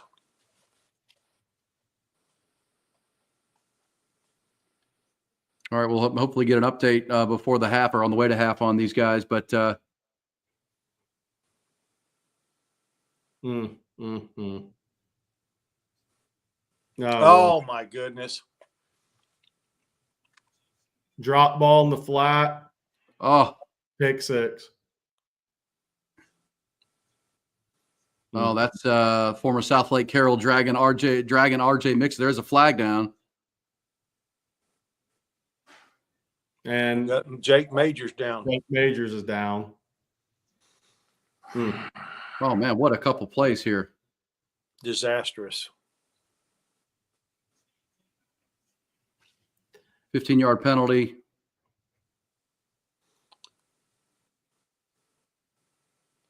Oh, intentional personal foul. What was it? A chop block or something? I don't. High-low, maybe? Yeah. Yep. Well, the interception will stand, and that's not on Quinn. That was a good throw. Great. That was a perfect throw. DeAndre Moore just says he's had the drops late in this season. He had one against Georgia. This was a very bad one. Well, we talked about that off the top. He looked like he had to look back into the sun right there. Yeah. See if you see Jake Majors gets kind of a cheap shot. He gets a blind side block on him right there. See him? Yeah. Watch right. 65. He's 65 at the bottom of the screen. He's going to get blindside block, which is a penalty. So at least maybe it's not a knee or something. Maybe he just got shook up a little bit. Yeah, he got the wind knocked, or maybe got bell rattled. Well, that saves the touchdown. And yeah, DeAndre Moore, Jerry, we talked about right off the top, looking back into that sun, and I just don't think he saw the ball. Yeah, I don't know that we're going to see him again. That's 2 offensive linemen on 2 plays. Trey Wisner to keep an eye on, and only positive is that they didn't get 7 quick points, and the Texas defense can get a stand here. And it's going to be 15 yards back from there, so it's not going to be nearly as good a field position. No, they'll have it on their own 46. I guess it's what they called an illegal blindside block. Yeah. Yeah, I think that whiplash effect is what got Jake there as he went to the ground. Yeah, he'll be all right. I think he'll be all right. Yeah, he's key, obviously. Unless Sark's asking him what day it is, and he's like, "Coach, yeah, wow, yeah." He looks pretty clear-eyed there. All right, well, that's not a good series for Texas, to say the least. And but the issue with Jake Majors is does he have concussion symptoms? I don't know. It looks like he's okay. I think he just got smoked on that play. Let's see what they do defensively. Yeah, sudden change defense now for Texas about midfield. Oh boy, RPO in it. Yeah. Got life. They got life now. Sark gave him life. Didn't take the points. Got cute. Went away from what was working. Gave him life. QB draw. Good play call. Yeah, definitely in field goal range now. Bob Watt, correct. This one is on Sark. This is a college football playoff game. You take points, first of all. Well, I mean, DeAndre Moore's got to catch the football. I mean, you throw DeAndre Moore's got to catch the football, but you went away from what was working in the run game. Run it till they stop it. Good. That's right. We do not do that. We don't run plays until they stop it. We run it until we get bored, and then we start doing something else. Brandon Williams, maybe I'm tripping, maybe I'm not, but you run it for 8.5 yards a carry, probably 13 off the right side. You hadn't done it for 2 straight series, so maybe I'm not tripping. Rethink what you said. The stats don't lie. The game doesn't lie. Well, we'll see where they go here. Now it's going to be 2nd and 5. It's one of those. I'm not going to criticize a little quick screen pass and then a pass that should have been caught. I mean, Yeah. That's just a drop on DeAndre Moore. That's right. So, you got to still execute, catch the pass, and who knows what we're talking about right now. But not ideal, especially on a screenplay that got blown up by a good play by the safety to lose 2 guys, and then now Jake Majors shaken up as well. So, got to regroup here. This is where the defense, with 2 minutes to go, Texas can get a stop here on 2nd down. You wonder if they use a timeout to save some time. They have the ball going in and coming out of half here with its 14-point lead. Yeah, by the way, from somebody in the stands, 56 is walking and doing some drills, trying to see if he can loosen up. That's Cam Williams. Jake Majors is walking to the locker room. He's just going in for halftime. Yeah. No. That doesn't tell you he will or won't be back in the game in the 3rd quarter or 4th quarter. Who is I'm sure he's going to go into the protocol here and have a look at the independent neurologist. What about who would be the backup center, Jerry? Connor Robertson, who did a really good job against Oklahoma last year. Did a really good job. I don't think they'd put Cole Hudson at center because he's in that guard rotation. I think you'll see Connor Robertson at center, and he filled in, did a really good job in OU game last year when Majors went out, I believe, on the 2nd series. That was Connor Roberts is a quality player, just to have a lot of quality experience. All right, now big 2nd down. When we come back, that's the 2-minute timeout. Let me tell you one more time about our friends at ATX Trees and Grande Equipment, your 2 partners here today on the On Texas Football Watch Along. We appreciate everybody wherever you're watching from. ATX Trees as well. I want to tell you about the xeriscaping this time around. You can get those old mature trees, a tree size over 30 gallons, and so you don't have to wait on the tree for full growth. You already have the shade and the beauty you're looking for pretty immediately upon an installation. And every tree comes with a free installation and a warranty. 10% off their phone orders. But that xeriscaping, a great way to go too. And all the drought issues we're dealing with, especially in the hill country. Drought tolerant xeriscape look amazing. They look. So you see the picture on the screen there. They eliminate the water and cost for your water, all those things. It's ATX Trees, simple website. Find everything you see right there at that website. Also, you see the QR code there. If you use your phone, if you're interested, go ahead and fire up that QR code, www.atxtrees.com. That's ATX Trees, my buddy Bert Cedillo and his team. Big 2nd down here, guys. See what the defense comes up with. They're in field goal range, but you'd like to see it end at that. There's Cade Cleveland making a good throw on a receiver working back to his quarterback. Yeah, that's tough to stop. Yeah. You can't let him get over the top of you. He broke the pocket and then worked back, and it's just good pitch catch with Wesco.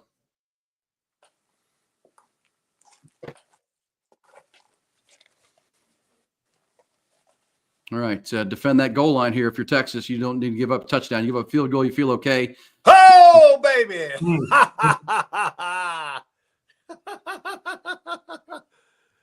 Oh, wow. I'm sorry. Good read by LaFowl. I'm sorry. Yeah. I thought y'all saw. And I was right. I'm right behind you, so I kind of knew what was coming. But all the offensive line is sitting there. Golly, I wish you'd have picked that thing off, man. Thought that was Taft for a minute. That's an interesting little trickery play by Clemson, their attempt. Yeah. All right, big 2nd down here. You can force a 3rd down if you can draw. Yeah, that's the kind of their run game right now. Yeah, 3rd and 5. 3rd and 5, yeah. Yeah, I mean, there should have been a holding call there, guys. Looks like Vernon Broughton got hogtied as he was trying to come off and get Klubnik, and it helped him pick up 5 yards. Yeah. What do we think? RPO, QB draw here? Probably RPO, right, Coach? We hold the pass rush because the Clemson tackles can't hold up in this game, so it's got to be a lot of RPO, a lot of waggle. Well, they just ran the quarterback draw, right? Yep. So we're not going to see that again. I think we'll see an RPO or another comeback route on the sideline. That's tough to defend with one guy because you cannot let him get over the top, and then all of a sudden he shuts it down, turns around the ball, sitting waiting on him. Longhorns did take that timeout, so obviously Sark trying to preserve as much time as possible for them to get the ball and score before the half. Last 2 drives, Texas made it look easy on their first 3 drives, and then the last 2 got stuffed on a 4th down after the interception, and then actually got stuffed on 3rd and 4th down, and then as you just saw, the interception on the drop pass by DeAndre Moore as he was looking back into that sun. Now it's the defense that has to step up here.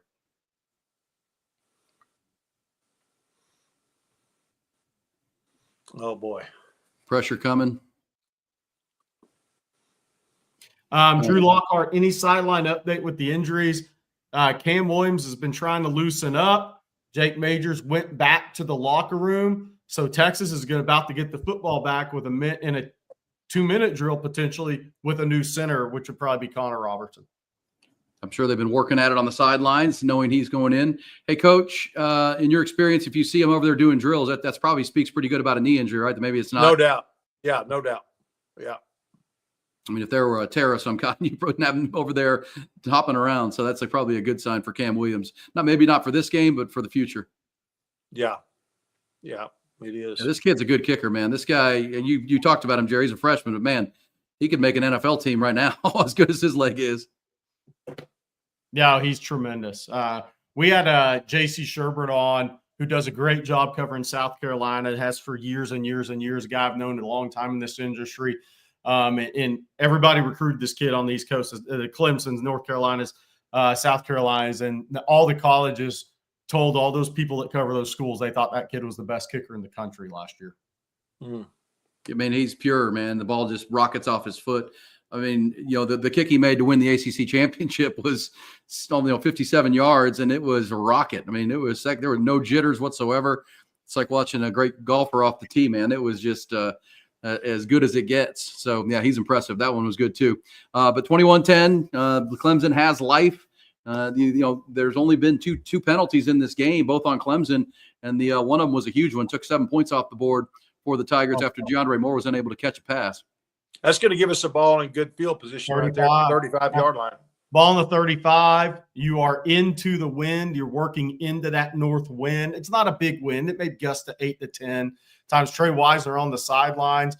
Obviously, on this in that 2-minute drill, Wisner's on the bike trying to stay loose. I think Jaden Blue in the passing game here in this 2-minute drill potentially.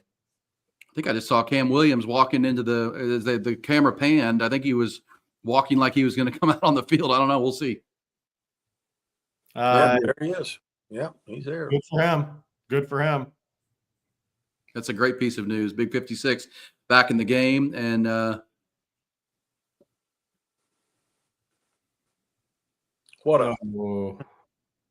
come back to the ball. I got to run the route. Yeah, I don't know if that was on the receiver or the quarterback. Ooh, lucky to get that ball back. Yeah, I think Quinn was throwing that to a spot. He threw it before the guy broke out, and he didn't break. So cornerback did. That's their best corner, the sophomore. Well, this is self-destruction football. The Longhorns' last couple plays here, they got to get back on the same page. They were in such great rhythm and sync the first 3 drives running the ball. That one very lucky to get it back. Yeah, big play coming on the screen game. Hold on to the ball, Jake Blue. Yeah, nice play. Good call right there. Sark does tend to call those little screens when they need it, settle everything down.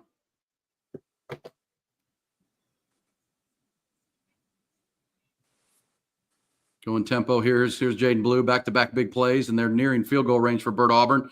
3rd and 3. Somebody saying Gooseby is still in at right tackle. I think that is correct. Oh, is that right? That's Gooseby. Oh, yeah, he sure is. Huh. I would have swore we saw Cam Williams on that first play. He must have gone out after that. Yeah, he did. Yeah, he did. That was not a very good pass to throw right there. Big 3rd and 3.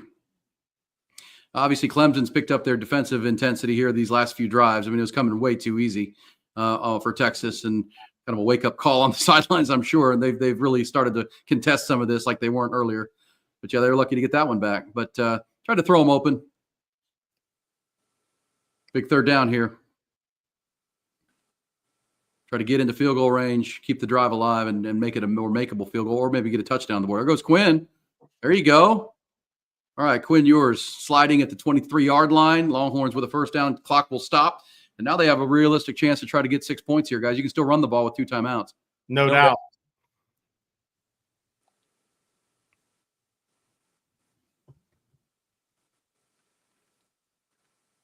All right, that's good. Now let's run it. Let's run it. DeAndre Moore secured that catch. Probably need to use a timeout now, or are you going to go hustle? Yeah, they did. Yeah, I think that's the smart move there. Get everybody settled down. Yeah, so it'll be 2nd and 3 on the Clemson 19. Huge to get points here, guys. Period points. You get the ball to start the second half. And you know what? The one thing you don't want to do is come out of this without points. So do not turn it over. At least get points out of this drive. You can go up 2 touchdowns and get the ball. That's a great place to be, considering how the late second quarter's gone. Yeah, I think Goolsby came in between plays because he certainly did not start this drive. Yeah, it's one of those things. I wonder if he went out there. Yeah, I think he gave it a try and said, "No, I'm not ready yet." You can do all the drills you want to on the sideline, but it does not replicate what's going on when that ball snapped in real time. Yeah, big man starts trying to push you. Yeah, that's right. That's right. And by the way, that is Hayden Connor at center. Or is that Connor Robertson at center? I think Hayden Connor's at center. He is, yeah, 76. Oh, touchdown, baby. Wow. And it's Mr. Reliable all year long. Yes, sir. Yes, sir. I gotta look at that. Producer Matt, can you run that back and see if that's 76 at center on that play on your TV? Can you run that back? If I'm pretty sure it was. I'm pretty sure that was Hayden Connor at center, and Cole Hudson took over at left guard, and DJ Campbell was at right guard. There's Quinn Ewers with his first touchdown pass of this game, 141 yards and a touchdown. You know, he had a drop by DeAndre Moore that became his interception. But there you go. Quinn Ewers has been very sharp in this game so far. Just ran for 12 yards and a first down, and the Longhorns approaching 300 yards of offense here. And we'll take a 3-score lead into the break, it looks like. So that's interesting, though, guys, Coach, that they brought Hayden Connor in the center, not Connor Robertson. That is, yes. So Cole Hudson, I didn't think they'd do that because that'd mess up their guard rotation. But now Cole Hudson goes to left guard.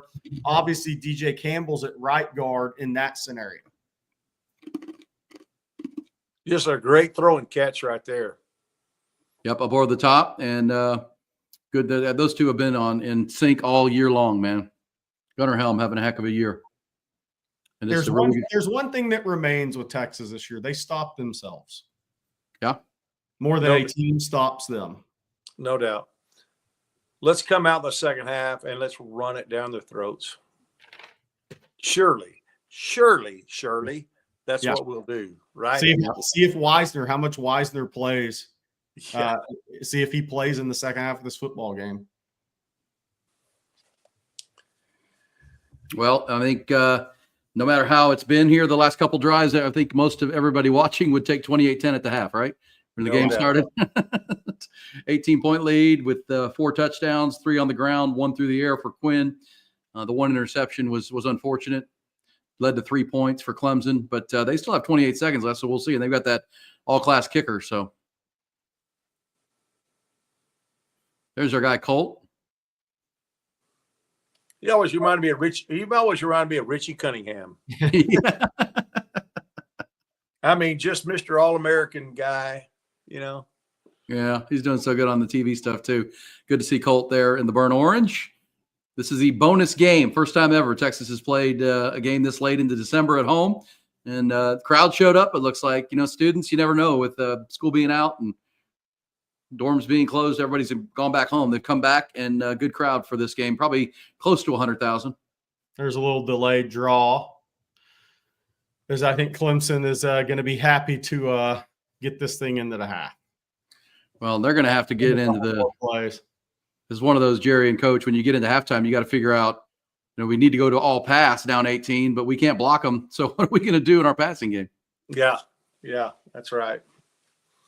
Yeah, I wouldn't want to be in the Clemson locker room at halftime. Well, this is where Clemson using those early timeouts is hurting them in a big way. No doubt. Yeah, we talked about that. They sure could have used them.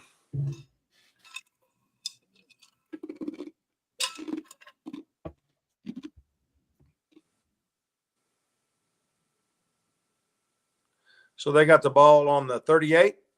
Yep, 38, 6 They're seconds to go, no timeouts. This is whatever your trick is. Where's your hook and ladder? What you got coming up here on this on your own 38 with 6 seconds left? Whatever your best trick play is, you're probably going to run it right here.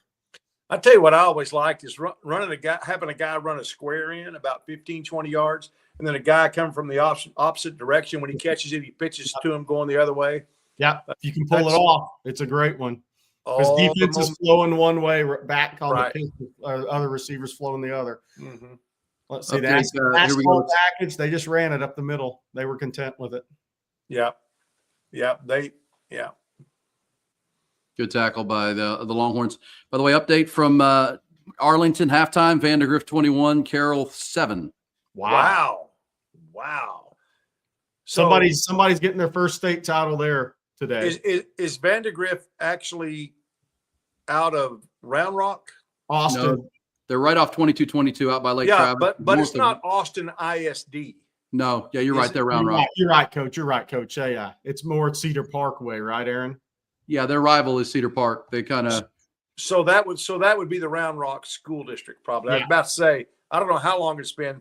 Austin LBJ is probably the last Austin ISD team that's made to the championship. Yeah, they're right off 620 there in Steiner. I mean, between Lake Travis and Lakeline Mall, essentially. But I guess they're technically in the Round Rock School District, and Cedar Park is their rival. But they're pretty close to Austin. It's just top of the hill, 22-22. We call Coach at Cedar Park ISD. By the way, the one thing we talked about, Leander. Yeah.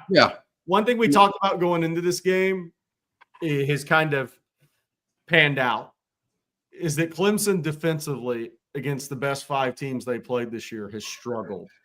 Yeah, 300 yards for Texas. 30 yards a game to Pitt, Georgia, South Carolina, Louisville, and SMU. And Texas has more offensive talent than any of those. And what you've seen is a 289-yard half with a turnover. I mean, that's a big half of football in the playoff game for a team. It is. And, the Longhorns have scored on 4 drives, and then one they got stuffed on a 4th down where you probably should have run to the left side or the right side. And then, the Longhorns are famous for self-inflicted wound drives where they had a blown-up play on a screen pass that didn't get blocked, and then, a drop pass that turns into a turnover. Texas stopped themselves on the 2 drives they didn't score. Yeah, no doubt. But by the way, EKM asks, "Hey, I'll do that one after this super chat. Sorry. Compared to the rest of the season, how's Texas looking going into third quarter?" This game feels different. Clemson's just not good defensively. I mean, this is not an SEC defensive level team that Texas has been playing, and I know Clemson has good frontline players, but we talked about this all season, Coach. I mean, Texas is going to have to stop Texas in this game because Clemson isn't really stopping Texas. Right. And we've stopped ourselves many, many games this week. Yeah. I mean, this season. Yeah. Just not being able to put people away. And yeah, look at that. That's a good comment right there, guys. Biggest difference, no penalties. That's right. I mean, we talked last week, Jerry, or 2 weeks ago when Longhorns had more penalty yards than Georgia had total yards, and they only had 6 points. This time, no penalties for the Longhorns in that first half for no yards, and they've got 28 points on the board. So strong effort for the Longhorns inside of one drive. And you give Clemson's credit. They stiffened a little bit there late. But the big questions I'm going to have coming out of this second half are going to be the injuries to Trey Wisner, Cam Williams, Jake Majors. Yeah, that's the big one. I mean, Texas offensive line has been a very healthy unit for the last 2 seasons. Only Trevor Gooseby started at left tackle the one game, the SEC championship game. Otherwise, Texas had a really good run of health on the offensive line after that Cole Hudson injury his true freshman year. But he played through the whole year. But now in this game, where are you at with Jake Majors the second half? Connor Robertson played a lot of center against OU 2 years ago. Interesting, they moved the Hayden Connor to center. Where's Cam Williams at this game? Trevor Gooseby continues to get huge game experience, by the way, right tackle and left tackle, by the way. But where's Jake Majors at? Where's Cam Williams at? And, Coach, this game's 28-10. I'm not sure how much you push to get those guys back into this game. You don't. If there's somebody that could go back in if they needed to, that's one thing. But as long as you got a 2-touchdown lead, I would leave them on the sideline. Well, it does two things. A, it gets valuable experience for, you could have 3 more games from here for some young guys against a line it feels like you're superior to, and get them some reps. Coach, what is the message from, Kyle Flood and Quinn about if it is Hayden Connor? I mean, Jake has been such a centerpiece of that offensive line for more than 50 games now. What are the conversations they're going to have about communication and that type of stuff to keep the chemistry together?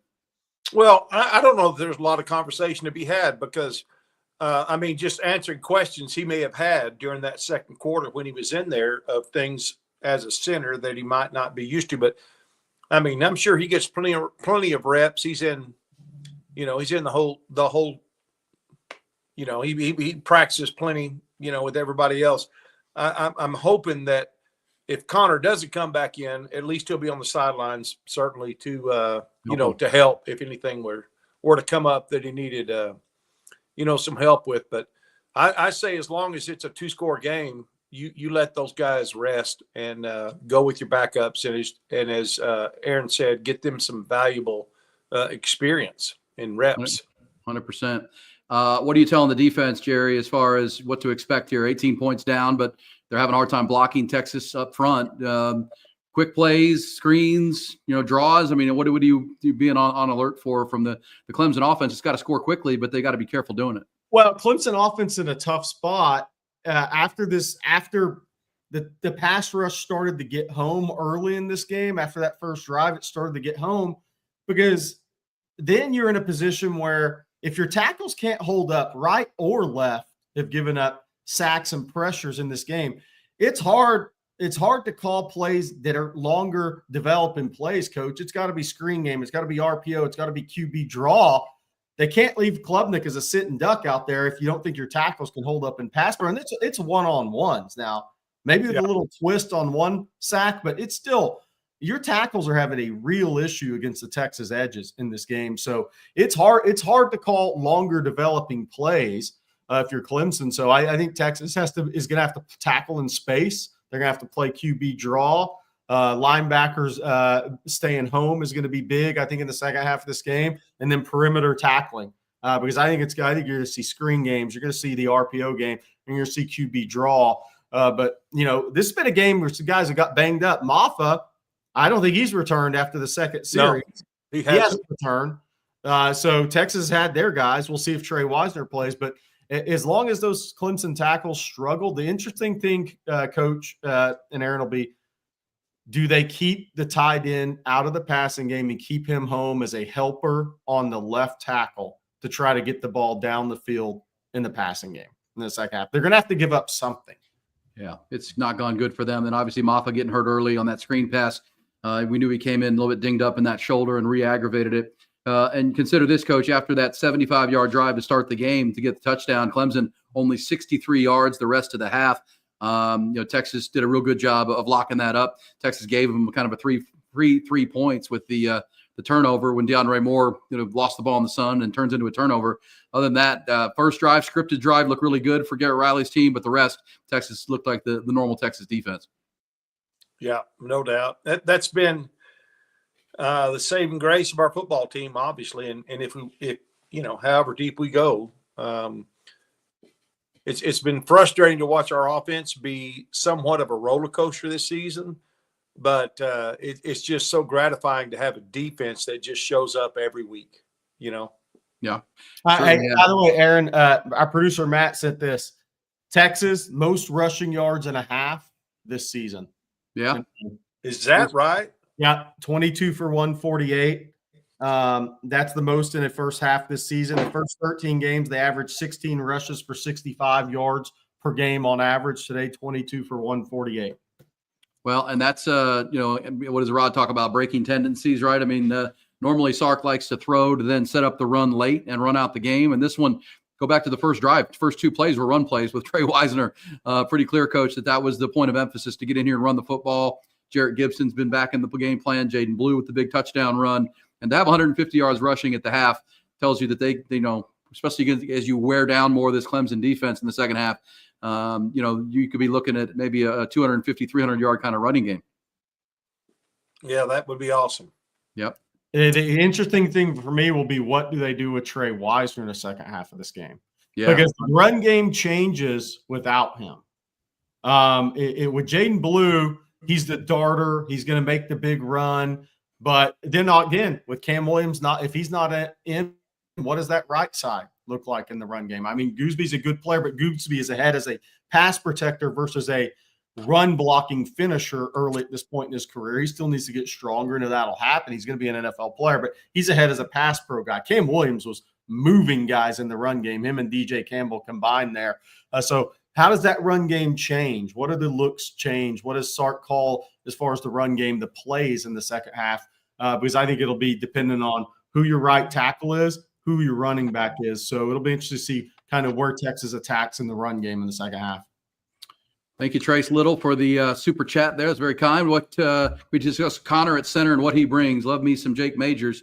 What do you guys see the differences? Is Hayden's a little bit sturdier, but a little bit of a bigger guy, taller, but same time he doesn't have 50 games of experience at center, but he's been right next to him on his whole career. They've really started as a tandem the last 3 years. Yeah, I haven't seen enough of Hayden at center to have an opinion on that. Coach may have an opinion on that. I just haven't seen enough of him at center to have an opinion on what he would bring differently. No, well, I haven't either. But the nice thing is that sometimes the center is just helping out the guards, or if the center's covered, he's got a guard helping him. You're not going to have a center and both guards. Very rarely will you have the center and both guards covered. And so they can give him a little bit of help. A lot of time in pass protection, it's what I was an offensive line coach for a lot of years, even at the college level. What I would call is that's a U2 block. In other words, the left guard and center, you two have those two, which is the nose or a shaded nose and a linebacker. So if the nose wants to slant outside and the linebacker wants to come in, you just switch off. Both of you have your hands on the defensive nose guard or one eye or whatever he is, and you both have your hands on him, but you have your eyes on the linebacker. And when the linebacker comes, whichever gaps he comes in, you just pass off the down lineman and take on the linebacker coming. So, he's got some good help with the guards, and I think it's probably easier to replace a center. Well, obviously, it's easier to replace a center or a guard than it is a tackle, because a center and the two guards work. That's a trio. They work together as a team. The guards are kind of on an island. There are occasions where the guard and tackle will have to trade off guys or whatever, but for the most part, the center and the two guards work as a trio together. And so I think that works as an advantage for us, having a center in there that hadn't seen much playing time, if any, this year. Yeah. By the way, I need to add this. I'm not trying to alarm the chat. Somebody just, CJ Vogel sent this. Kelvin Banks left immediately after the Helm TD straight into the locker room limping. So I don't know if we couldn't see it on TV angle, somebody fell on his ankle, right? I don't know. That has nothing to do with will he play in the second half, but this Texas offensive line is a little beat up right now. So we'll see kind of coming out in the second half, because Texas gets the ball. Who's at left tackle, who's at right tackle, and who's at center? Yeah. he's been limping all game. Yeah, Tommy, but he hadn't ran into the locker room. So maybe he just ran in at the end of the half to get some treatment. I don't know. We don't really know. We're not trainers. But I was just passing on that he left the field limping after that touchdown. Doesn't mean he's not going to play, but we'll have to see where he's at in the second half as far as being able to go. Yeah, and anybody's had an ankle like that before knows that you tweak it a little bit, and it can re-aggravate. Go get it retaped, as you said. Maybe get some more treatment, and you're going to need Kelvin Banks in there if Cam Williams in it. But remember, Cam came in for one play, and so maybe during the break he can get some treatment as well and get back out there. We'll all be watching, and we'll know quick here in a halftime. Our One Source Gas of Central Texas halftime report and story. They'll know quick. Texas gets the ball coming out of half, up 18 points. That's a coach's dream, coach, to score a touchdown right before the half, get the ball coming out of half. You can really stretch out a game like that if you come out and execute, with a third quarter of scripted plays or plays you've thought about through the break to go move the ball down the field. Yeah, and all of us that really follow the Longhorns closely are on the edge of our seats this third quarter because it hadn't been a good quarter for us as of late. Yeah, and now you're going to be doing it probably with a different center. At least one different tackle, and maybe depending on if Banks goes in the second half, we don't know. We're waiting like everybody else to see what happens. Yeah, we may have two backup linemen and a backup running back. You have Gooseby and Brandon Baker to tackles. You gotta see what happens when these guys Texas comes out for the first. Well, that's true. You have three offensive linemen subs in there. Well, Coach, that's just when we all see, but. If you do have at least two, maybe three different guys out there, what does that do to your offense? Simplify, run the ball? Well, probably somewhat, but you want to simplify it anyway. You're up 28-10. You want to run the ball down their throat. You want to keep your defense off the field. You want to take time off the clock. You want to wear Clemson down. You want them to be defeated mentally and physically and come out this first drive. And, if we go up 35-10, it's going to be almost unsurmountable for Clemson, I think, with their lack of running game. Yeah, and that's the thing, right, Jerry? That's why Coach is right to say there'll be Longhorn fans will be watching on the edge of their seat. If you can go put some points on, a field goal, because the Longhorns didn't take a field goal when they went for it on fourth down. They could have 31-10 right now. But even a field goal, that really would be a mental issue for Clemson. But if Clemson can get a stop, 3 and out, see the Texas beat up a little bit, maybe that does put some spark on that side of the ball and that sideline. So I think this first drive is pretty critical. Longhorns can really put this thing on cruise control. Clemson can try to give themselves an opportunity with 30 minutes to play. Yeah, I don't think there's any doubt about that. If Clemson comes out and forces a 3 and out or maybe one first down, then a 3 and out,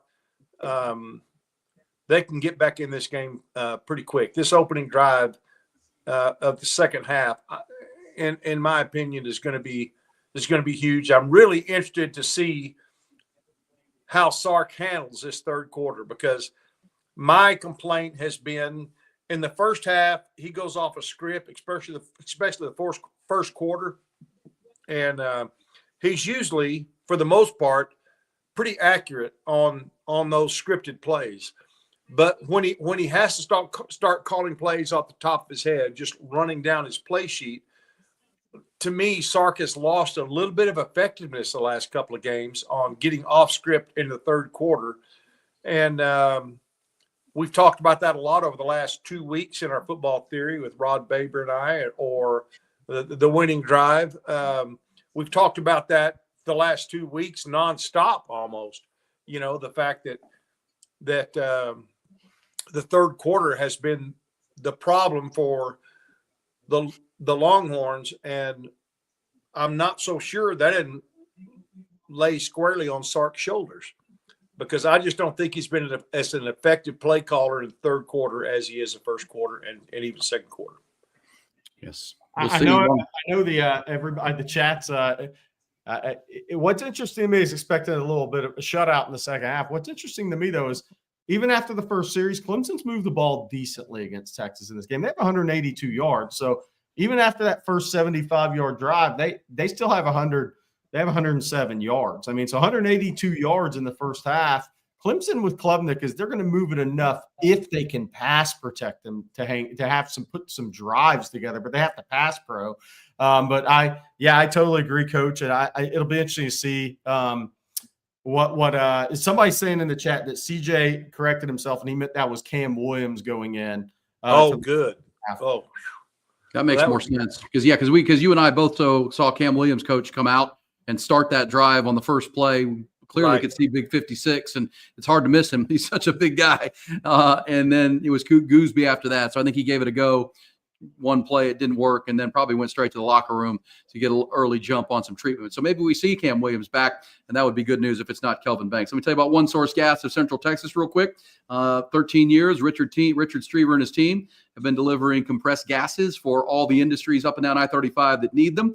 Bars and restaurants and hospitality is a big one with those beer taps and the CO2, the soda machines. Got to have it, and they're on time and with you all the time. It's a front-facing, customer service-driven company that's locally owned and absolutely the best. And you're in the medical field and you need the oxygen and nitrogen, all the compressed gas you need for a medical facility, veterinary facility, industrial. One Source Gas of Central Texas is your Texas compressed gas leader. 13 years and just growing like crazy because they do it better. It's one of those, it's like a good set of officials. Longhorns don't have a penalty in this game. That's good. That means good officials with Richard and his team for your gases. You just don't worry about it. It's always where it needs to be, on time, on delivery schedule, and you're not having to worry about it at One Source Gas of Central Texas. Hey, and why would you want to buy your gas from anybody else other than a Longhorn supporter? My mercy.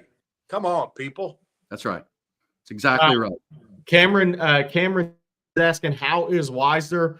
We're the same place you are. We're kind of in wait and see mode for the second half. He was on the bike, staying loose, looked like a right knee. He kind of got leg whipped a little bit on that play. The same place, somebody fell into Cam Williams' right knee.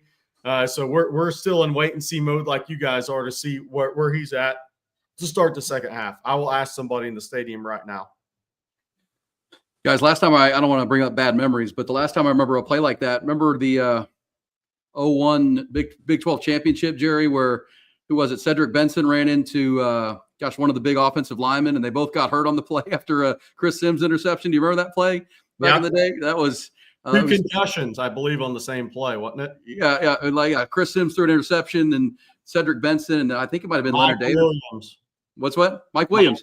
Yeah, they were trying to make a tackle, and they ran into each other, and they both got hurt. Obviously, we know Texas lost that game, unfortunately. But that's the last time I saw two starters for Texas get hurt on the same play, and you're like, oh, no. Sed got a stinger in that game. Sed got the stinger, and I think Williams got the concussion, if I remember right. Yeah. And people were really mad at Chris Sims at that point because it was his interception that set it up, and that was not good. That was not a good night. Andrew asked, any word on Majors? Not yet. We're in the same position you guys are at, kind of waiting to see when they come out for the second half. Yep. We'll see. The Longhorns do get the ball coming out of half, and we'll see what adjustments Sark is forced to make. But let's talk about the positives of the first half, guys. 300 yards. Quinn Ewers was 11 of 14. Did have a drop pass, and really that Ryan Wingo play at the end of the first half, where it felt like Wingo didn't finish the route. But other than that, Quinn was really sharp. Touchdown pass to Gunnar Helm. Also made some good throws, one down the field to Matthew Golden. And then the run game, obviously. I mean, there's not much to complain about with no penalties and 300 yards of offense in the first 30 minutes.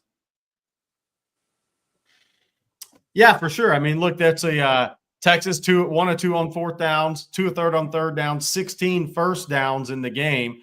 Average yards completions, 12.8. Average yards per rush, 6.7. I mean, so – for a good balance, 289 yards in the first half, 141 through the air, 148 on the ground. Quinn, 11 of 14. The interception was not on him. That was on DeAndre Moore for the drop. Did the Sun have something to do with DeAndre Moore? And Sark will have to answer that. But still, no matter what right now, that's a drop. That's not on Quinn. Quinn's played a really good first half of football, in my opinion. Nothing's changed with the Texas offense and Quinn, Coach. If you pass protect and give Quinn time and Sark's plays time to develop, they're going to win against almost everybody they play, save Georgia. And that's kind of what's happened this season. Yeah, I just don't think, for whatever reason, you can't really explain it. It could be the linebackers. I'm not really sure, but we just don't match up that well against Georgia. I don't know why, but we just don't. But we heard all the we heard all the stuff about the A&M defensive line, and we had a great game running the ball. It's just it's going to be interesting here to see if we can close this thing out, especially running the football. Come somebody on, from the stands is saying Jake Majors and Cam will not be in this first series. It's going to be Hayden Connor at center. And Kelvin Banks should be out at left tackle, and Gooseby should be at right tackle. So we'll have Cole Hudson left guard, DJ Campbell right guard. If this person is correct for what they're seeing right before this series. I bet they are. They're in the stadium. Longhorns do get the ball. They scored the last points of the first half, that 21-point second quarter. Both teams scored touchdowns on their opening drives. And then Texas really dominated from there with a 21-3 advantage. Also, didn't take a field goal on a 4th and 1. Could have been 24 at that spot. It is Trey Wisner in the backfield. It is Trevor Gooseby at right tackle, and it is Jake Majors at center. Wow, I think is that Matthew Golden's first drop of the season? Wow, yeah, I was right in his hit him in the chest. So that's a little. That was an RPO for a first down too. Got behind the chains a little bit. Kelvin Banks is out there, no doubt. DJ Campbell, Cole Hudson at left guard, and Jake Majors, Hayden Connor now manning the center position with Trevor Gooseby, the freshman, out there at the right side. And here comes Wisely looked good on that run. Good feet, good quickness, good cut. He's good to go. Somebody saying Golden dropped the TD in the SEC title game. I mean, that ball, that the Georgia DB literally had his hands in his vision. That wasn't a straight drop. He had the drop to his knees. That is a tough catch, man. The catch, that was a tough catch. I wouldn't say that was necessarily a drop. Sometimes back up, Gunnar Helms. Good night. Yep, and as you hoped for, Coach Shipley, Jake Majors is on the sideline with his helmet, so at least he's there to communicate and provide some leadership if he doesn't come back in. I was afraid Gunnar might have been offsides on that play, but it might have been the angle of the camera. All right, DJ Moore or DeAndre Moore, I should say, and Longhorns with a first down. So this is how they started the game, with a quick first down and then got tempo going. This is a big drive here. If the Longhorns can move the football, put the ball in the end zone or kick a field goal, really make it difficult on Clemson to because it would be points on back-to-back drives, out of the into the half, out of the half. Good blitz pickup right there by Trey Wisner. They brought I'm not sure if that was the outside backer or the nickel safety. But good pass pro there. Right there, you see Trey Wisner as the outside backer holding up in pass pro, giving Quinn the time to get that ball out. And that's another catch for the tight end, Gunnar Helm, the leading receiver with 4 catches, 47 yards, and that touchdown at the end of the half. Yeah, going to be a third short. To keep this drive alive. Yeah, good penetration that time by the Tigers. Mickens, he played with R.J. Mickens played with Quinn at Southlake Carroll, did he not? Yeah, he did. He graduated the year before that state title game against Westlake, though. He was a year ahead, but he did play with Quinn. Yep. Here comes Arch Manning package. Here we go. This is number 16 in the game. There we go. First down. There he goes.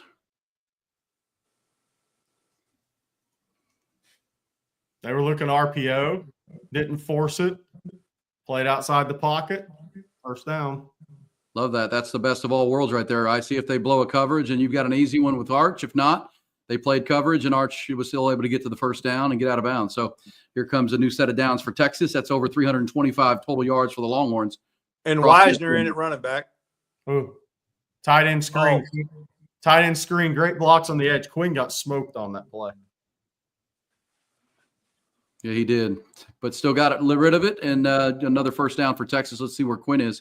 Yeah, he got hit pretty hard. Okay, they blitzed him that time, but a great screen call against the blitz. And that was the timing was thrown off because Hayden Connor was low and away with that snap. That's the first one of those we've seen so far. We'll watch that in the second half too. Yeah, that was Mickens again coming. His former it's Carroll Dragon. Oh, come on, Quinn. Throw the ball away, man. Good. Why'd you take a 5-yard sack, throw it out of bounds, or get outside the pocket? And you can tell he's frustrated with himself on that. Yeah, he knew.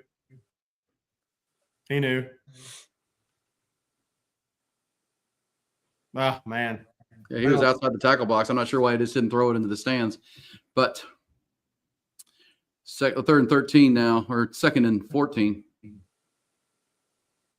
Are we in field goal range here, gentlemen? Yes. Okay. Might want to get over to that left hash if you Well, could. I don't know. 57. I don't know. It's 57 yards. Yes, Embreeze says the snaps are low. Yeah, Hayden Connor's not snapping it with rhythm or accurate right now. Yeah, I think that's a good, accurate comment. All right, now it's going to be third and 13, and this is just, get closer for a field goal if you can here, I think, if you can't get the first down. Oh, wow. Wow. I think if we can get inside the 35. Yeah, that's where you want to get, about 7-8 yards. That's good call. Good call. Ball was severely underthrown, but good call. Wow. Avion ran right up under him, didn't give him a chance. Yeah, flag is down. That's the third flag called on Clemson here. That's going to be a first down for Texas. Maybe purposely underthrown just to create that contact. That's not a bad. I mean, look, it's not a bad 3rd and 13 play. No. I mean, it's pretty good coverage. He was handsy with him the entire way. Well, guess what? If it gets intercepted, it's as good as a punt because you're probably going to punt if it's incomplete. Yeah, that's true. Yeah. So yeah, that's a good play and a good call. Sophomore tight end. He's related to the other Terrell, right? The kid that plays in the NFL. Yeah, he is. He's a little bit shorter. I don't think he has a high arm length, but he's a really good player for a young kid. You got just a little inexperienced sophomore corner. Yeah, looking at their depth chart and studying Clemson, they're going to be good next year if Clemson comes back. All these good players are young. Oh, gashed him. Explosive run. Nice run by Wisner. Yeah, he looks healthy. That's going to be down inside the 10-yard line into the Quinn zone, and the Longhorns have a chance to really put this game on easy street with a score here. Kind of feel like Clemson may be white flag waving if they score a touchdown here. No doubt. And that put Wisner, by the way, that 19-yard run over 100 for the game. A nice play right there, down to the 1. There's Mickens again making plays. He's been everywhere.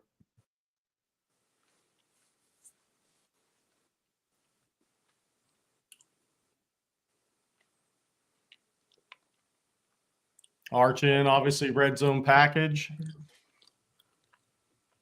See if they throw it off of this or if they just go QB run. I predict a throw. Just a little quarterback lead. Good job by Clemson. Oh, boy. Sark's he's gonna throw it sometime off of this.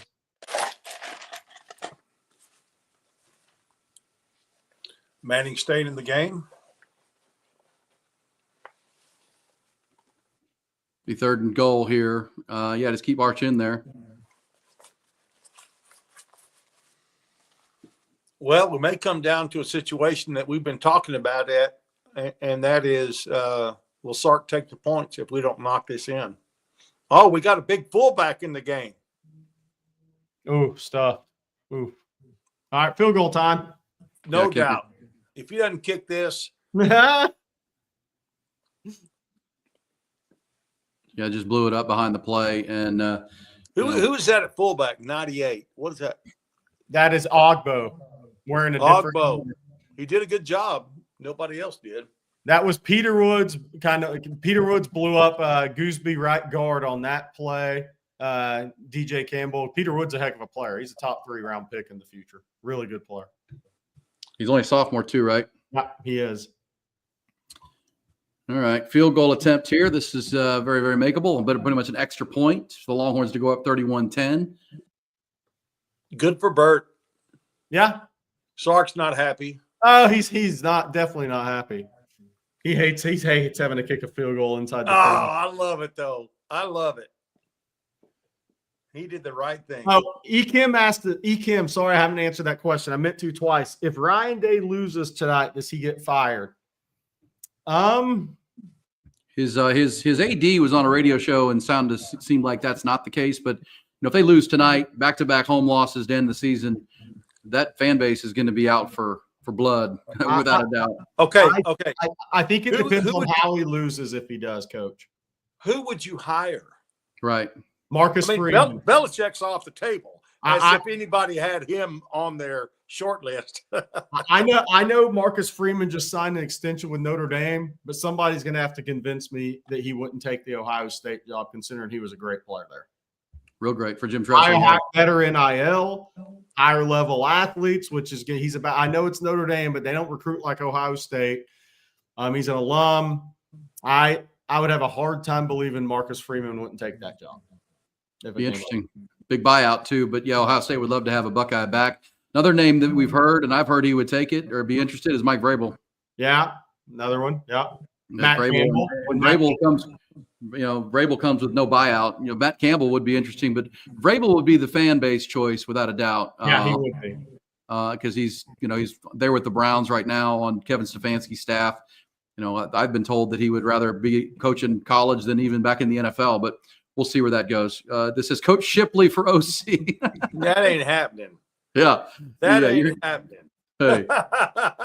Hey, let's talk about that drive, guys. It ignited a field goal, and Sark wasn't happy with it here in the third quarter, but another 12-play drive, just like the first drive of the game.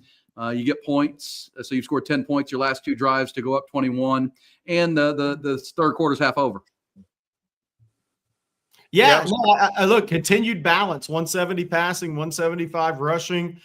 So on that drive, it was 29 passing and 27 rushing. So a balanced drive there for Texas. Weiser's up to 110, about to cross the 1,000-yard barrier. So again, I considering backup center, snaps weren't clean in the shotgun. Gooseby right tackle, more comfortable at left tackle. He did miss a block on the goal line, but Peter Woods is a good player. I'm not sure he just got beat. Peter Woods is a really good player. So you're playing with Cam Williams out. You're playing with Jake Majors out. So anytime Texas is driving the football with two offensive line starters out, it's a take for me. You got a nice PI call to keep that drive alive. So I think Quinn's playing well. The Texas offensive line, Clemson's not able to get consistent pass rush on Quinn, and Texas is able to run the football. It's all matching up for Texas offensively right now versus the Clemson defense. 345 yards with 8 minutes to go in the third quarter. Jay Lee with a super chat. I'm just glad our wide receivers are wearing the same color gloves as the Clemson jerseys. That contrast against Georgia cost us multiple holding calls. You're probably right, Jay. You're probably right. That's white on the red. Not a bad assessment, honestly. Yeah, well, it makes it easier to see, right? I mean, if you can camouflage it a little bit. No doubt. I've had numerous officials tell me that they're really not going to call it when you're holding in here. But when they see a defensive guy trying to get away and his jersey being stretched, that's when they're going to call it. Yeah. David Keith Williams, thank you. Trey Wisner, 27 rushing yards away. So that's correct. You need 137 today. 137. Texas three-man front, two backers, nickel behind it. Actually, dime behind it. Clemson went down the field on their first drive of the first half. We'll see what they have for the second half here with Cade Klubnik in the shotgun, of course. Early completion for 9 yards, 8 yards. They're going to go quick. They're going to tempo this like they did that first drive, Coach. It's up to Texas to get pass rush, get them in the second long coming up. Hands up on the defensive front here because they are going to go fast. They're down 21 points. They have to. Yeah, that's okay. Don't let them get behind you. Good throw there by Klubnik across two hash marks and or across the hash mark and fired it in there to Westco. Yeah, it was a great throw. Had some extra mustard on that one. Gonna bring the nickel blitz there. Jalen Gilbo trying to get home, and he does. Yes, sir. That's exactly. Oh, whoa! Fumble!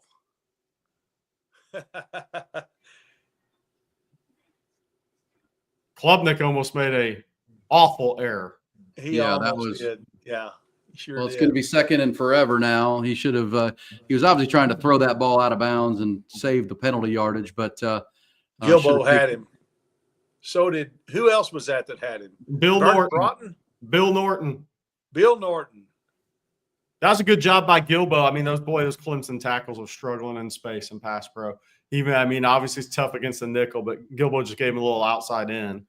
Yeah, second 24, looking for a draw or a sack. Yeah. Yeah, Longhorns. This Clemson O-line. It reminds you of the Arkansas game where they're just not going to hold up. Yeah. All right, so we're going to have 3rd and 15 on the Clemson 37. Look, they can't run QB draw here. That'd be kind of ballsy. They got to be a little bit more aggressive here. Screen games. Texas just has to play with good eye discipline behind the pass rush. Yeah, we got 3 deep back there. We're playing man. No, we're not. I'm playing zone. Trips to the field. If I'm Dabo Swinney, I might be thinking about trying to get. Here comes a blitz. Oh, come on, Janae.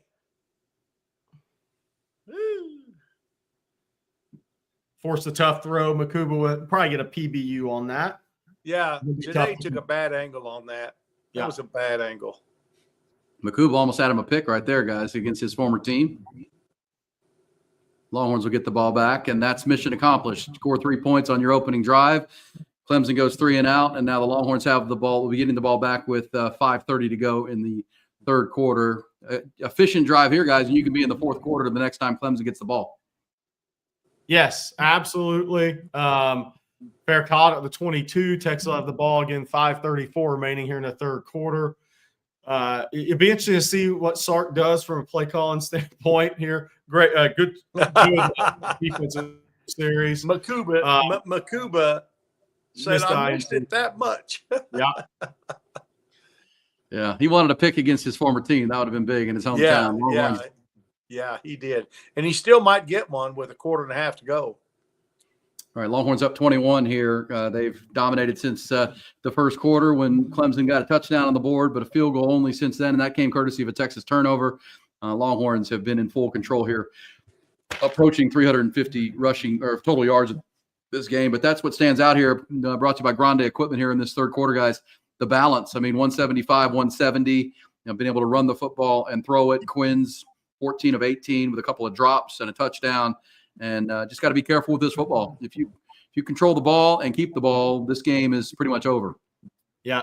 People ask him where Rod B is. Rod B went to the first half of this game, so he's probably held up by a little traffic. He wanted to take his daughter to the first half of the game today. So we'll see. I think he may be here a little bit in the fourth quarter of this game. Rod B, Brian Robeson, and Bobby on in the post game, by the way.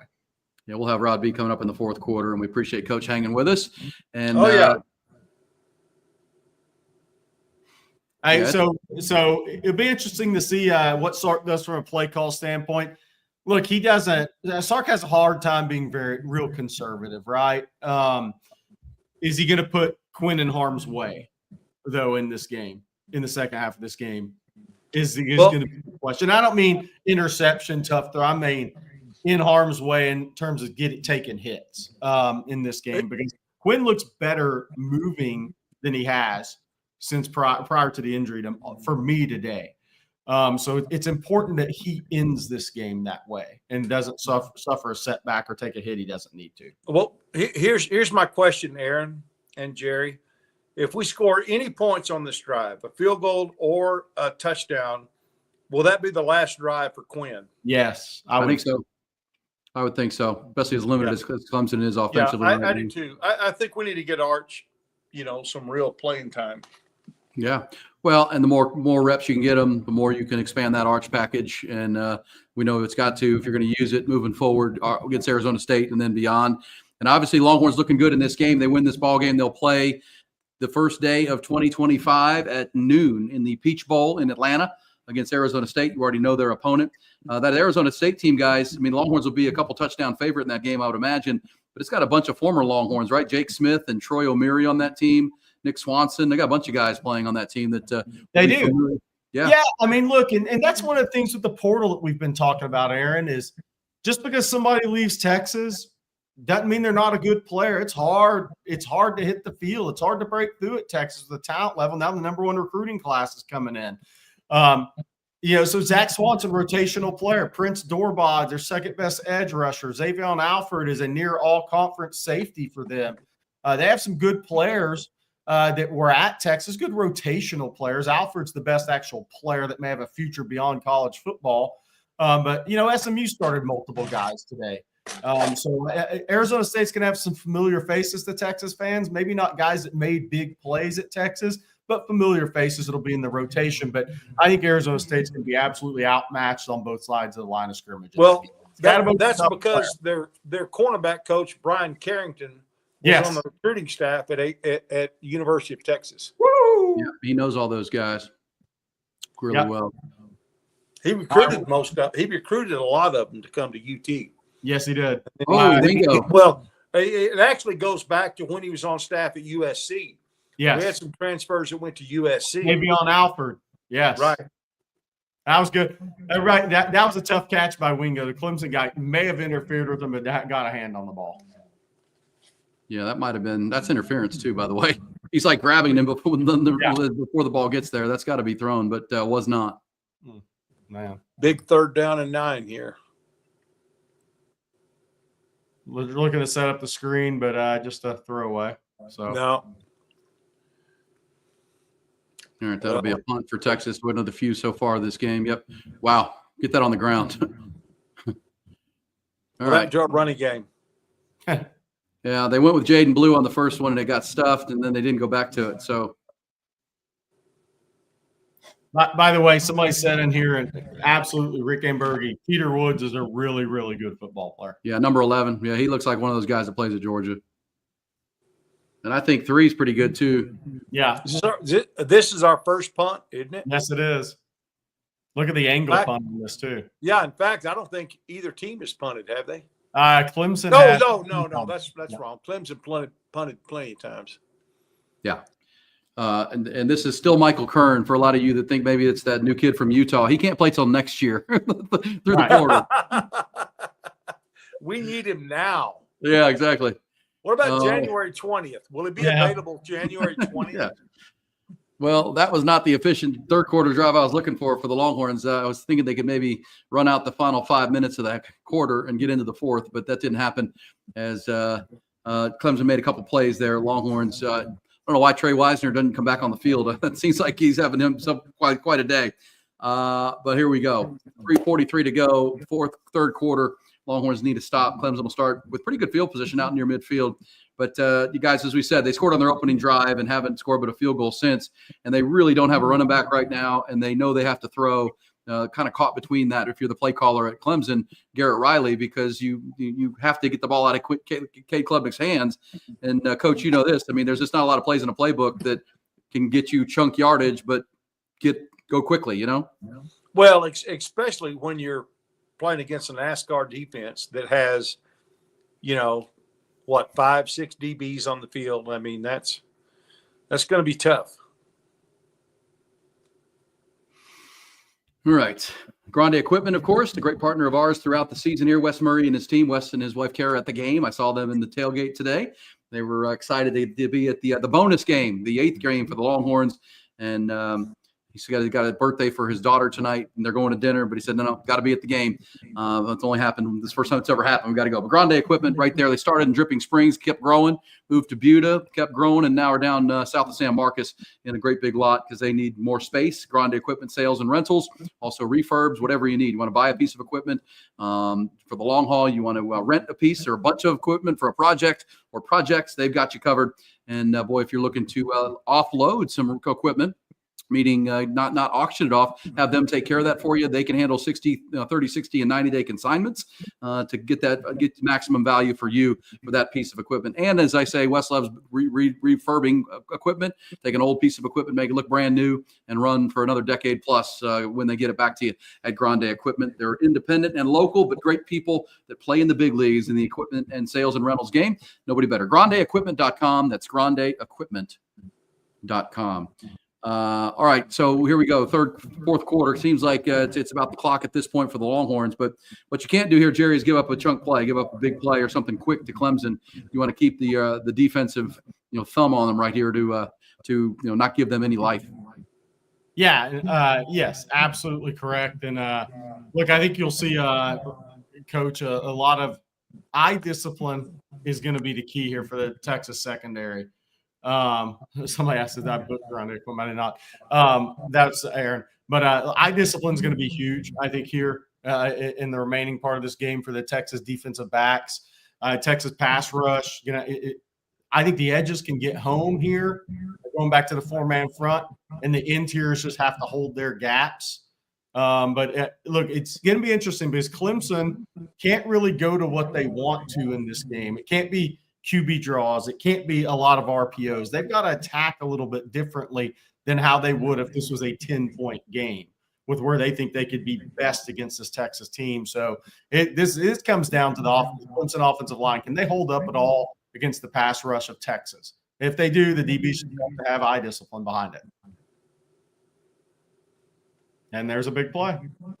Yeah, that's what you didn't want to see right there. That's a big chunk for Cade Klubnik and company. I think we had Muhammad on the blitz that time, but he stopped. Or, well, he kind of got blocked a little bit, but that was a nice play.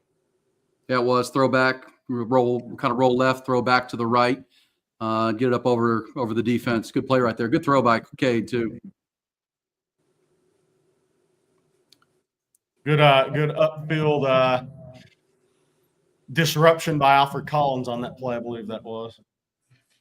Big development up there in Arlington, guys. South Lake Carroll's down 21-14 now, and they just stopped Vandergriff on 4th down from inside the 5-yard line. So now they've got the momentum, down 7, but it could have been 14. How much time? Still the end of the third quarter, I believe. I just saw a highlight. Yeah. Okay. Well, I'll tell you what. If you've ever met Riley Dodge, you cannot appreciate. I mean, you don't know what a great guy that is. Oh, yeah. Touchdown, Clemson. Yeah, Yes, that's sir. the big play. That was 2 plays and into the end zone, guys. That's the quick score we were just talking about. And got behind. That's the running back out of the backfield that time. Yep, seam, right up the seam. All right, they're back within 14 now. Longhorns offense will go back to work, and that was not the ideal. Longhorns kicked a field goal to start the second half, but then quick 3 and out, didn't move the ball, and now Clemson back at least with some life with their second touchdown of the game, down 14.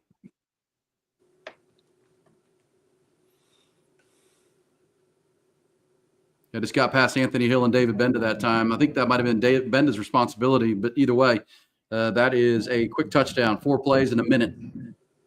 Yeah, I mean, so this game's not over. We got celebrations. Got Arizona State talk has to slow down for about another 8-10 minutes here. Yeah, that was actually a good play call by Clemson there, and attacked well on that drive. And again, when Clemson's been stuffed, it's been the Texas pass rush. Clemson has moved the ball pretty well in this game, 249 yards. I mean, considering what Texas has given up this year, that's right on the number, correct? 249, 251 in that area code.